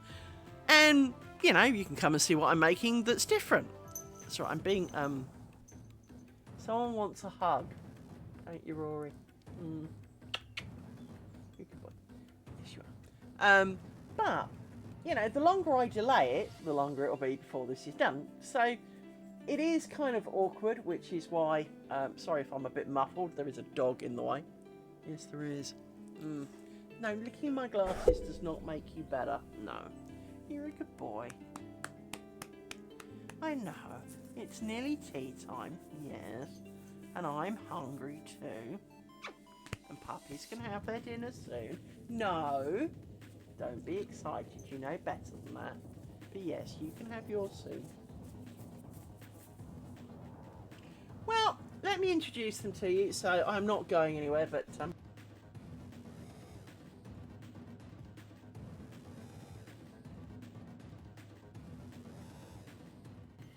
those are my 2 puppy dogs. They're not really puppies anymore. They're big doggies now, but they don't seem to notice that. So Rory is the black one. Amy is the brown one. Amy is a crackhead, and her nickname is Amy Winehouse because she sings quite a bit. If there's ever anything out the front and she's singing along. He is a big baby. She's really skitty. she's ADHD skitty dog. She is I ate too many blue Smarties. She's the kind of dog that I need to move this bobbin over there. So she picks it up and kind of gets there and goes, actually, I'm bored of that now, and goes off and does something else. So she is the dog who will get on your lap for a hug, but by the time she's mostly up there, she's getting off again because she's decided she wants to do something else now. And then she remembers she wanted a hug, so she'll turn around and get back on half on you, and then remember that there's something else was more interesting. And it's kind of like, I'm going to slap you in a minute. Can you not? And she sings at everything. She's very talkative, as a whole. She, anything that's out the front, she has to tell me all about it, even though I know, because, well, I can hear it too. I'm not, deaf. Whereas Rory just gets on the chair and looks out the window and watches to see if it's important. She also does call out the army, which is she feigns that the mad axe wielding murderer is coming to the front door, and that everyone needs to defend the world, and then ropes her brother in under false pretenses, and he doesn't like that. He gets a bit narky with that, as do I. It's gone now. I had a scab on my cheek because the other week I was lying down on the couch watching telly. Two dogs, Amy curled up behind my knees, Rory kind of like as a bit of a stole round my neck.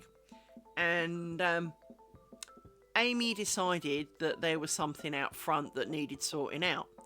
So, of course, she runs and leaps and uses my face as a springboard, digging her claws into my cheek and taking a hole out of it.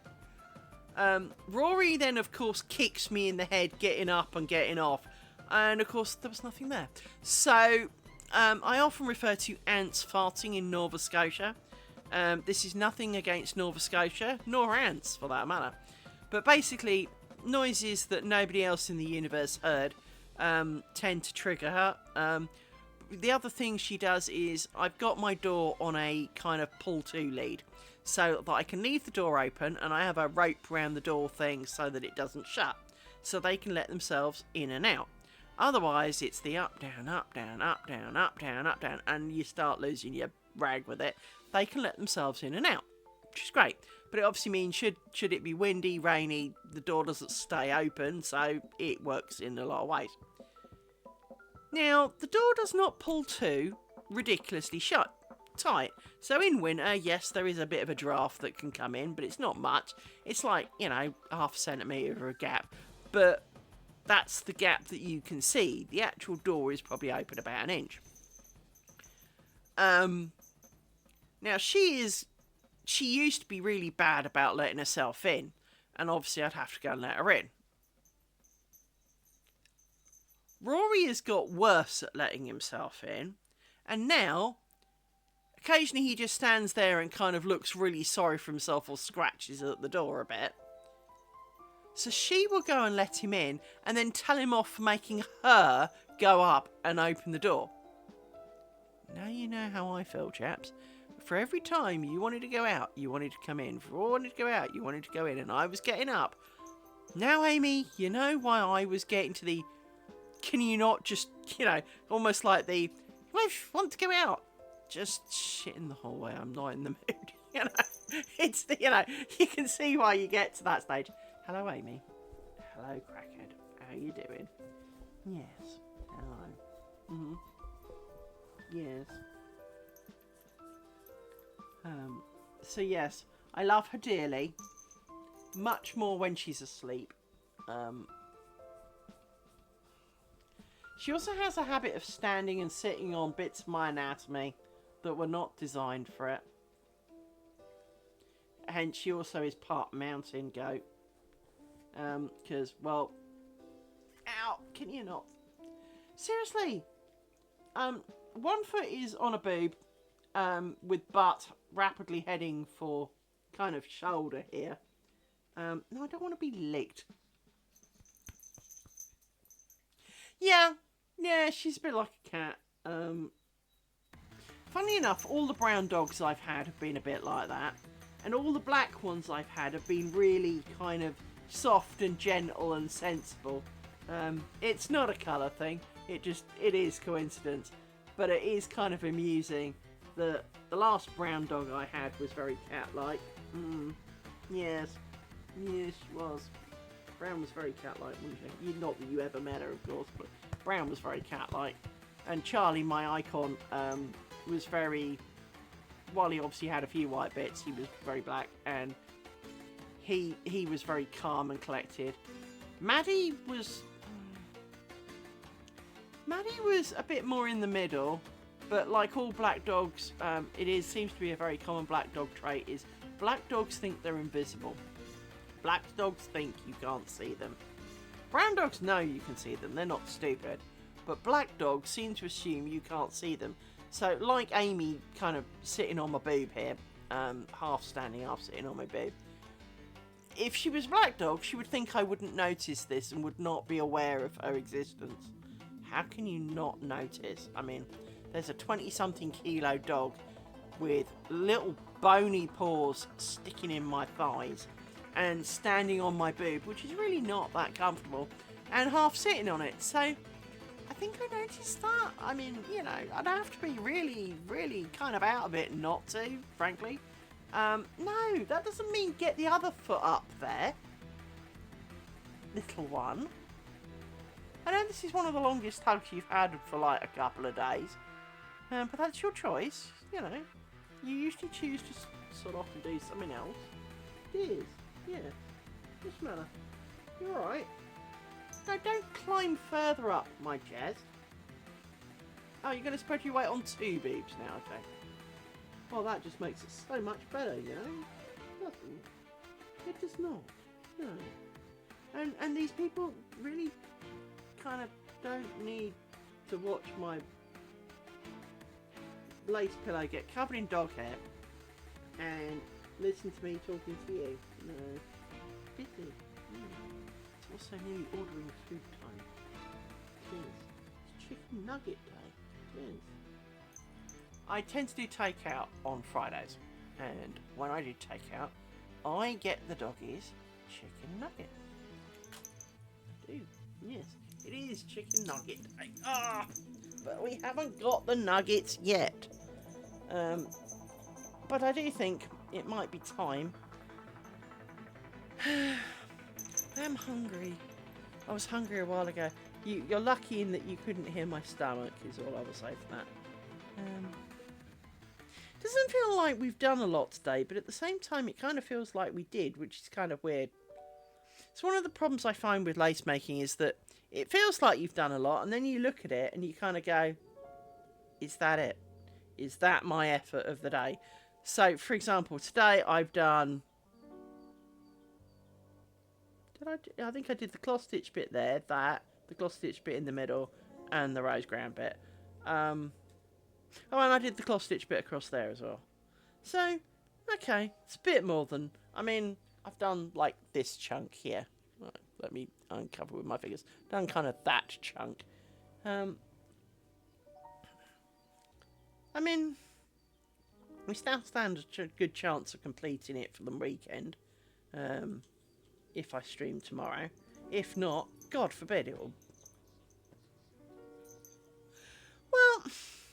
I mean, if I was knitting something or crocheting something, that'd be, like, not a lot. But the problem is I find myself torn because one of the things that I struggle with is, well, certainly from, for example, first thing I struggle with is prep.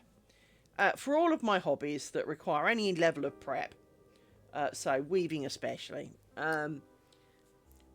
lace making and prep, for whatever reason, I find... I'm really slow at it. I don't know what it is. Each individual part doesn't seem to take very long. But so, for example, if I wind two bobbins and tie them together, which, you know, I know it sounds slightly contradictory, but let's say I've got one and I wind the other on tight together. That'll take moments, right? But the moment I've got to do, say, 10 pairs, well, suddenly it's like 2 hours. But it takes moments to do one. So how does it take 2 hours? And I find the same with winding warps on for weaving. Is I I sit there and, you know, if I felt when I was doing it with my... Exactly. And I mean, I've actually always said that if I'm going to go and prep my loom, whichever loom I pick, it's a week. A week from me going, these are the yarns that I want to use, and this is how much yarn I'm going to use. So I've done any calculations. All I've got to do is set it up, right?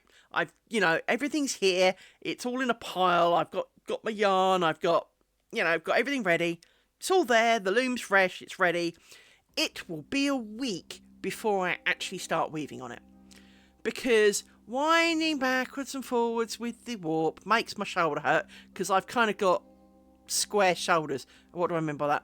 It's like the joint's got square bits in it, and as I move my shoulder around, it kind of clunks, and if it stops in the wrong place, it really hurts. So I get tired shoulders from doing things like that. It's from all the years of holding your hand out doing this with karate, and sensei yakking on for like 20 minutes, and you're holding your arm out, and your shoulder's taking all the strain, and it's not good.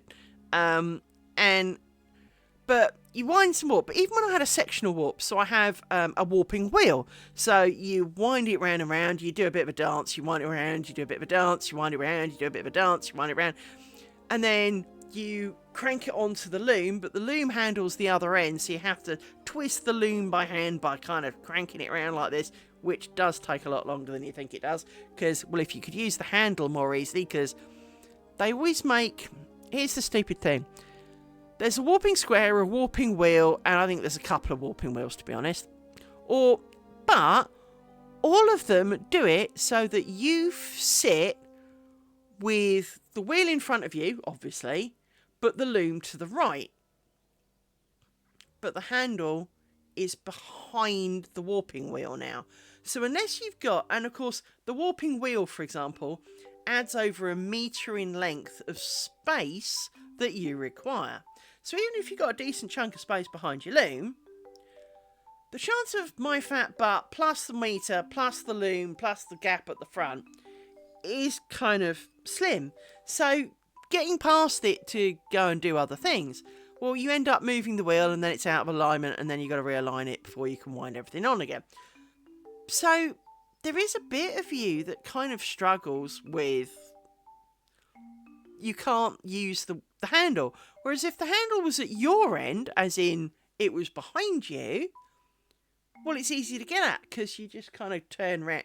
You can stand up, turn, or you can, you know, you already are standing up, choice is yours. But if you're sitting down, all you have to do is stand up, crank it around a few times, but you've still got good visibility of what's going on in the front. And so it just seems really badly designed that they're all designed for the loom to be on the right-hand side. Now, bear in mind, I am right-handed, like 90% of the population.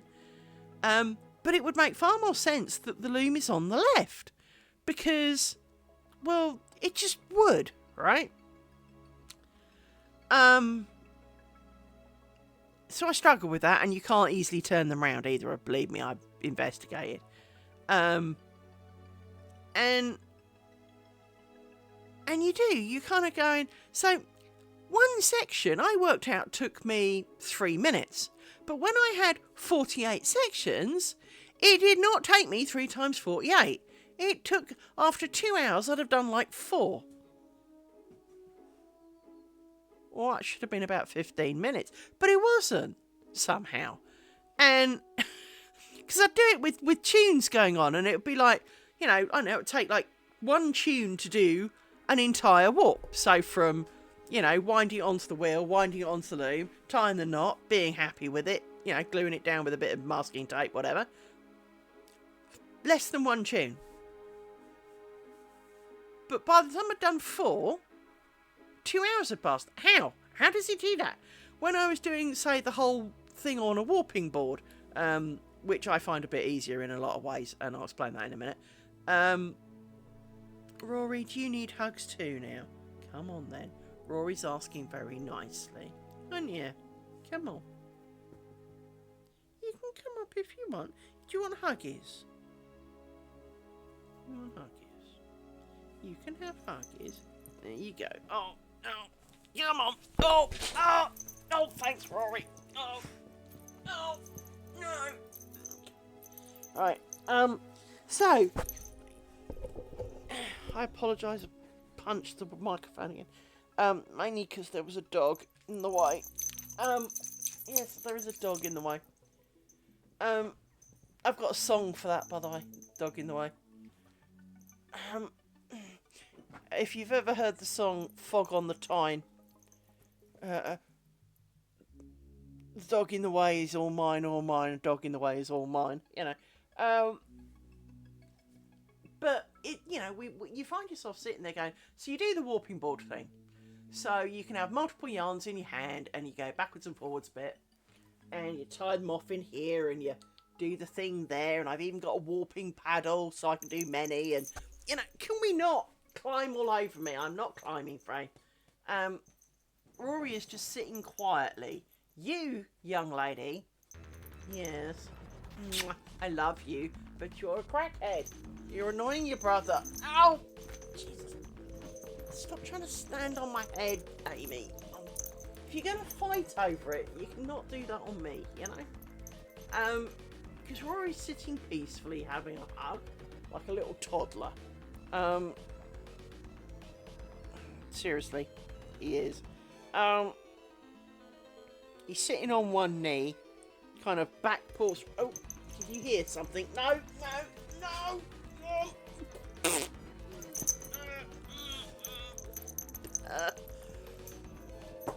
Struggling to breathe. Thank you. No, don't woof, Amy.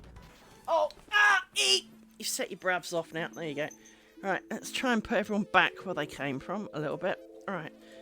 So I do my warping wheel. I did my warping board thing, and you tie it off, and you keep it all in bouts so that they can't mate like all threads do. And I really struggled, and 2 weeks later I had done like a quarter of my threads. It was insulting. And then I worked out the warping board I got was one that you attach to the back of your loom.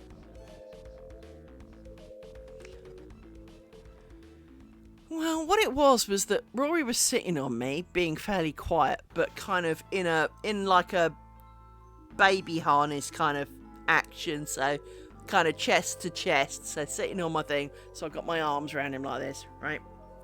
And then Amy decided she wanted to be in the middle. Now,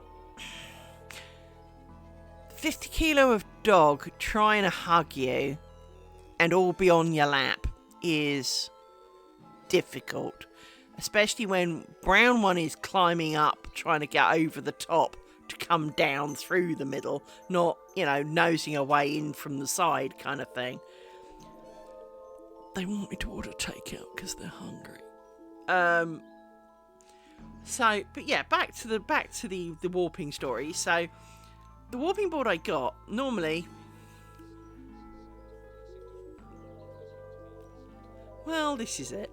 But normally I have my warping board and I put it up against a table, and so there's nothing really behind the warping board, and I sit there on the floor, legs akimbo, because I'm sadly rather flexible in the leg department.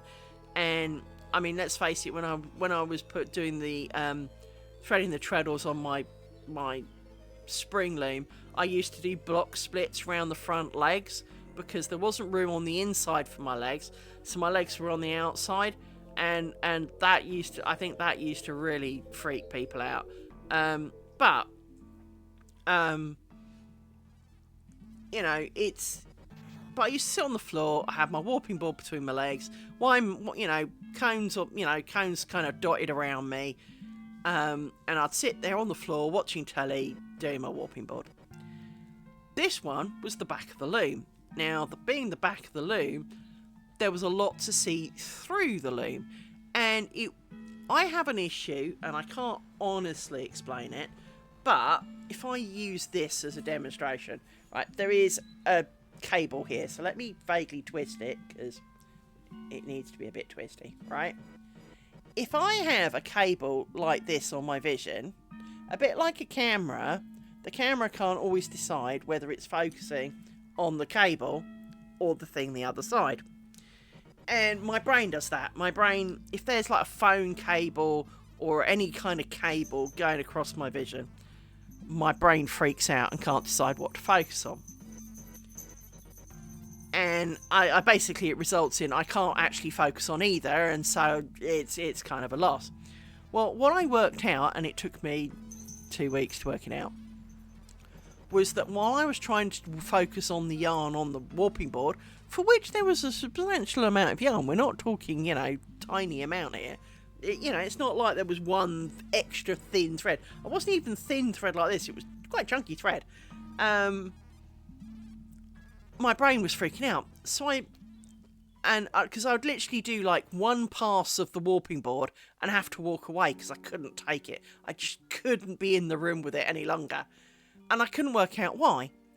Till I put a blanket over part of the loom in front of it, so there was a solid colour of the blanket behind it, because it was a solid colour blanket. And I did the rest of the loom pretty much in that afternoon.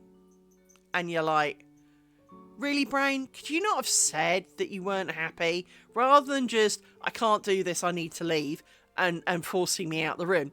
Why didn't you say to me, I can't do this because my eyeballs are going wonky. Can you do something about it? Why don't we try this? No. You just went, I'm not doing that. Get me out of here now. Panic. Thanks, brain. So I now know to do that because it is a really good warping board because it's basically 1.5 meters wide because that's the width of my loom. And so it is quite good for that. It makes quite a long warp, or it makes doing a short warp really quick. Playtime. And then to wind it on, because I've now got, say, 4 bouts across the entire loom, I have 5-litre water jugs and some S pins. Now, for people who don't know what S pins are, they are literally the shape of the S, only these are like toe pins. These things could take my body weight, right? So a 5-litre jug of water is nothing. But what I do is I take, a quarter of my warp, so we're talking, 6-7 inches of warp in about, tie it round there to hang the warp bottle off it, to give it tension, and then I can pretty much sit on the floor feeding warp sticks onto the back of my loom and winding the handle. And yes, I have to get up every so often to let the jug back down to the bottom so it can start again. But pretty much that's it. And so this is much quicker to warp it all in one go, obviously, because, you only warp it once. But secondly, yes, I've got a sectional beam for it, but I find using the sticks and jugs of water so much quicker to do the actual winding on. And as I say, because the warping board's on the loom, it's already in the room, it's right next to it, so that's fine. Now I have a bit of a monster loom, so I have it's complicated. I have a 16 shaft Glamacra floor loom, but I've also got the Chen shaft option for it, because it's also a draw loom. And it's not just a draw loom, it's a draw loom with unit pulls. What does this mean in true reality? Now, a normal loom has shafts, and the shafts give you groups of threads that you move at the same time. And the more shafts you have, the more individual groups you've got, the more interesting a pattern will be, as a general rule. So 16 shafts is quite good because it allows lots of options.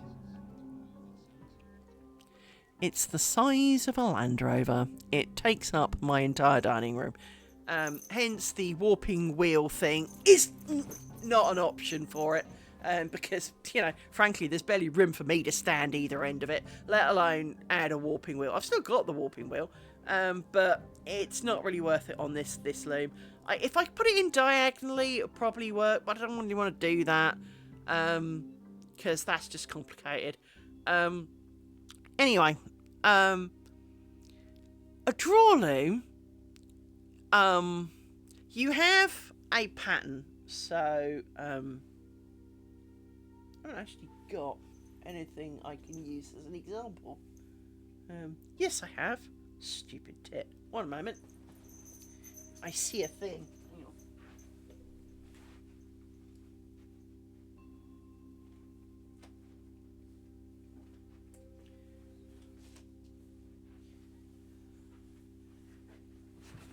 Now, I'm going to show you 2 pieces of weaving and then explain how the difference. Okay?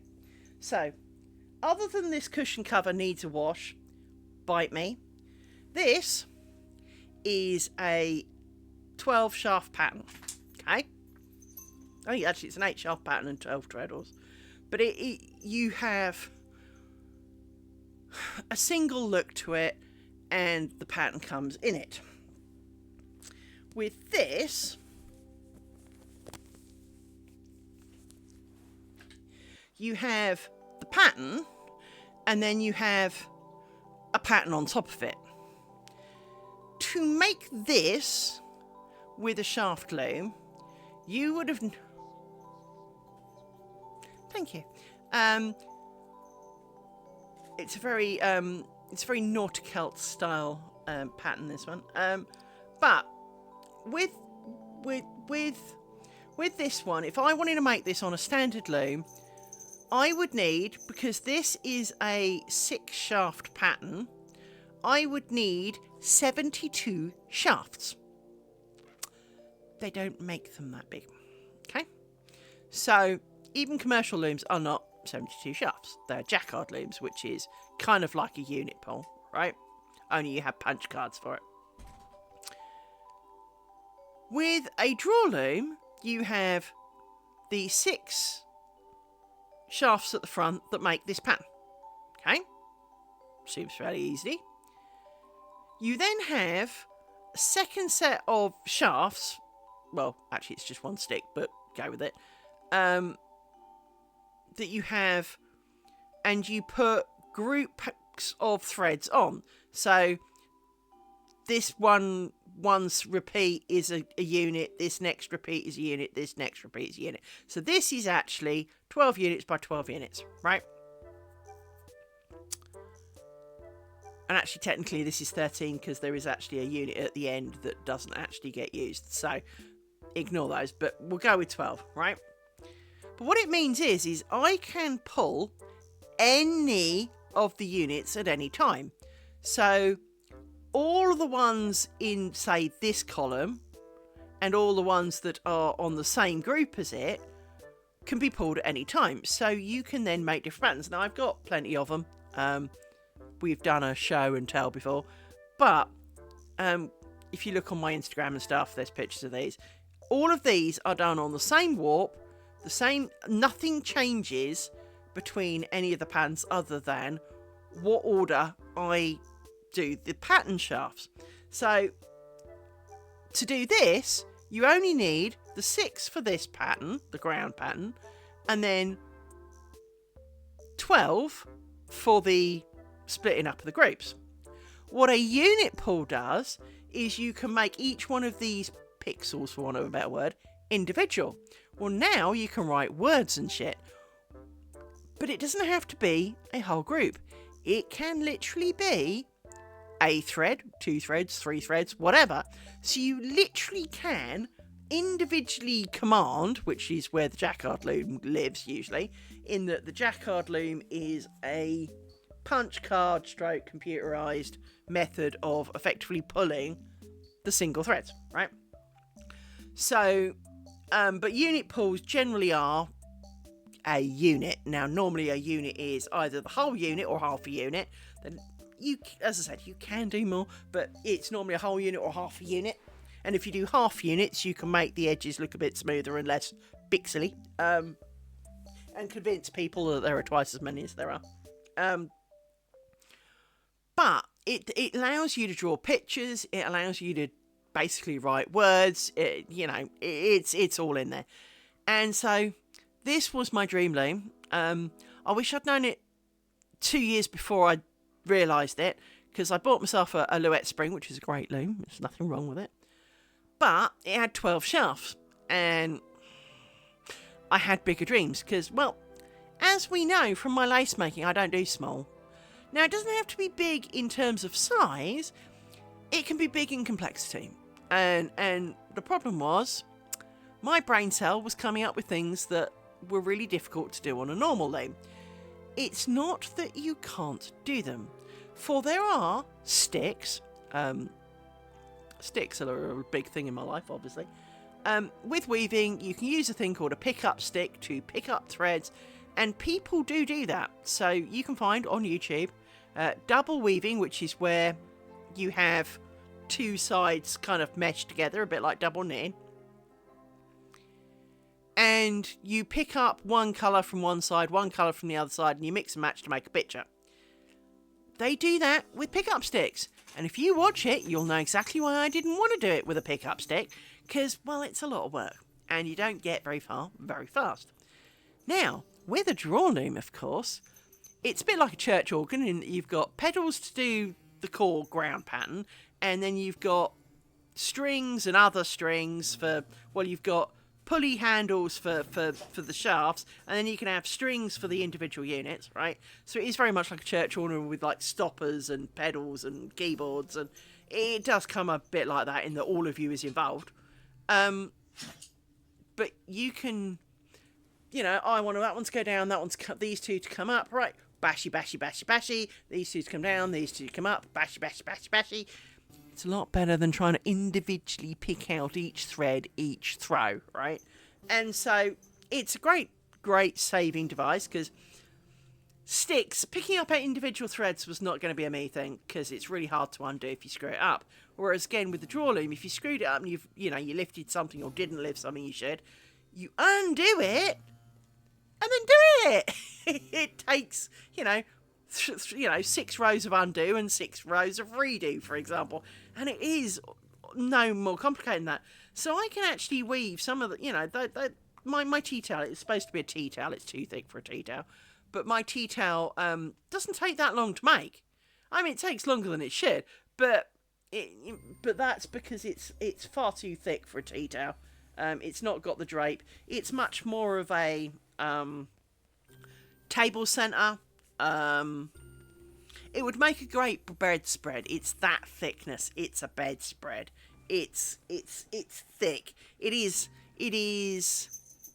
too thick for a curtain. It's too thick almost to call it upholstery fabric.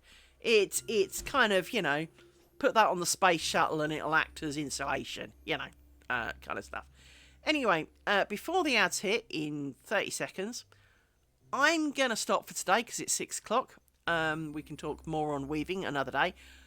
I will try and do an early afternoon stream tomorrow. It probably won't be long, but the more I do, the less long it will go on. So I will try and be back for tomorrow. So before the ad hits, we've got 17 seconds. So I want to thank you all very much for coming. I will try and be on tomorrow afternoon. So in about -4 hours from now. I'll be doing Monsters and Memories in the evening. If not, I shall try and see you Sunday.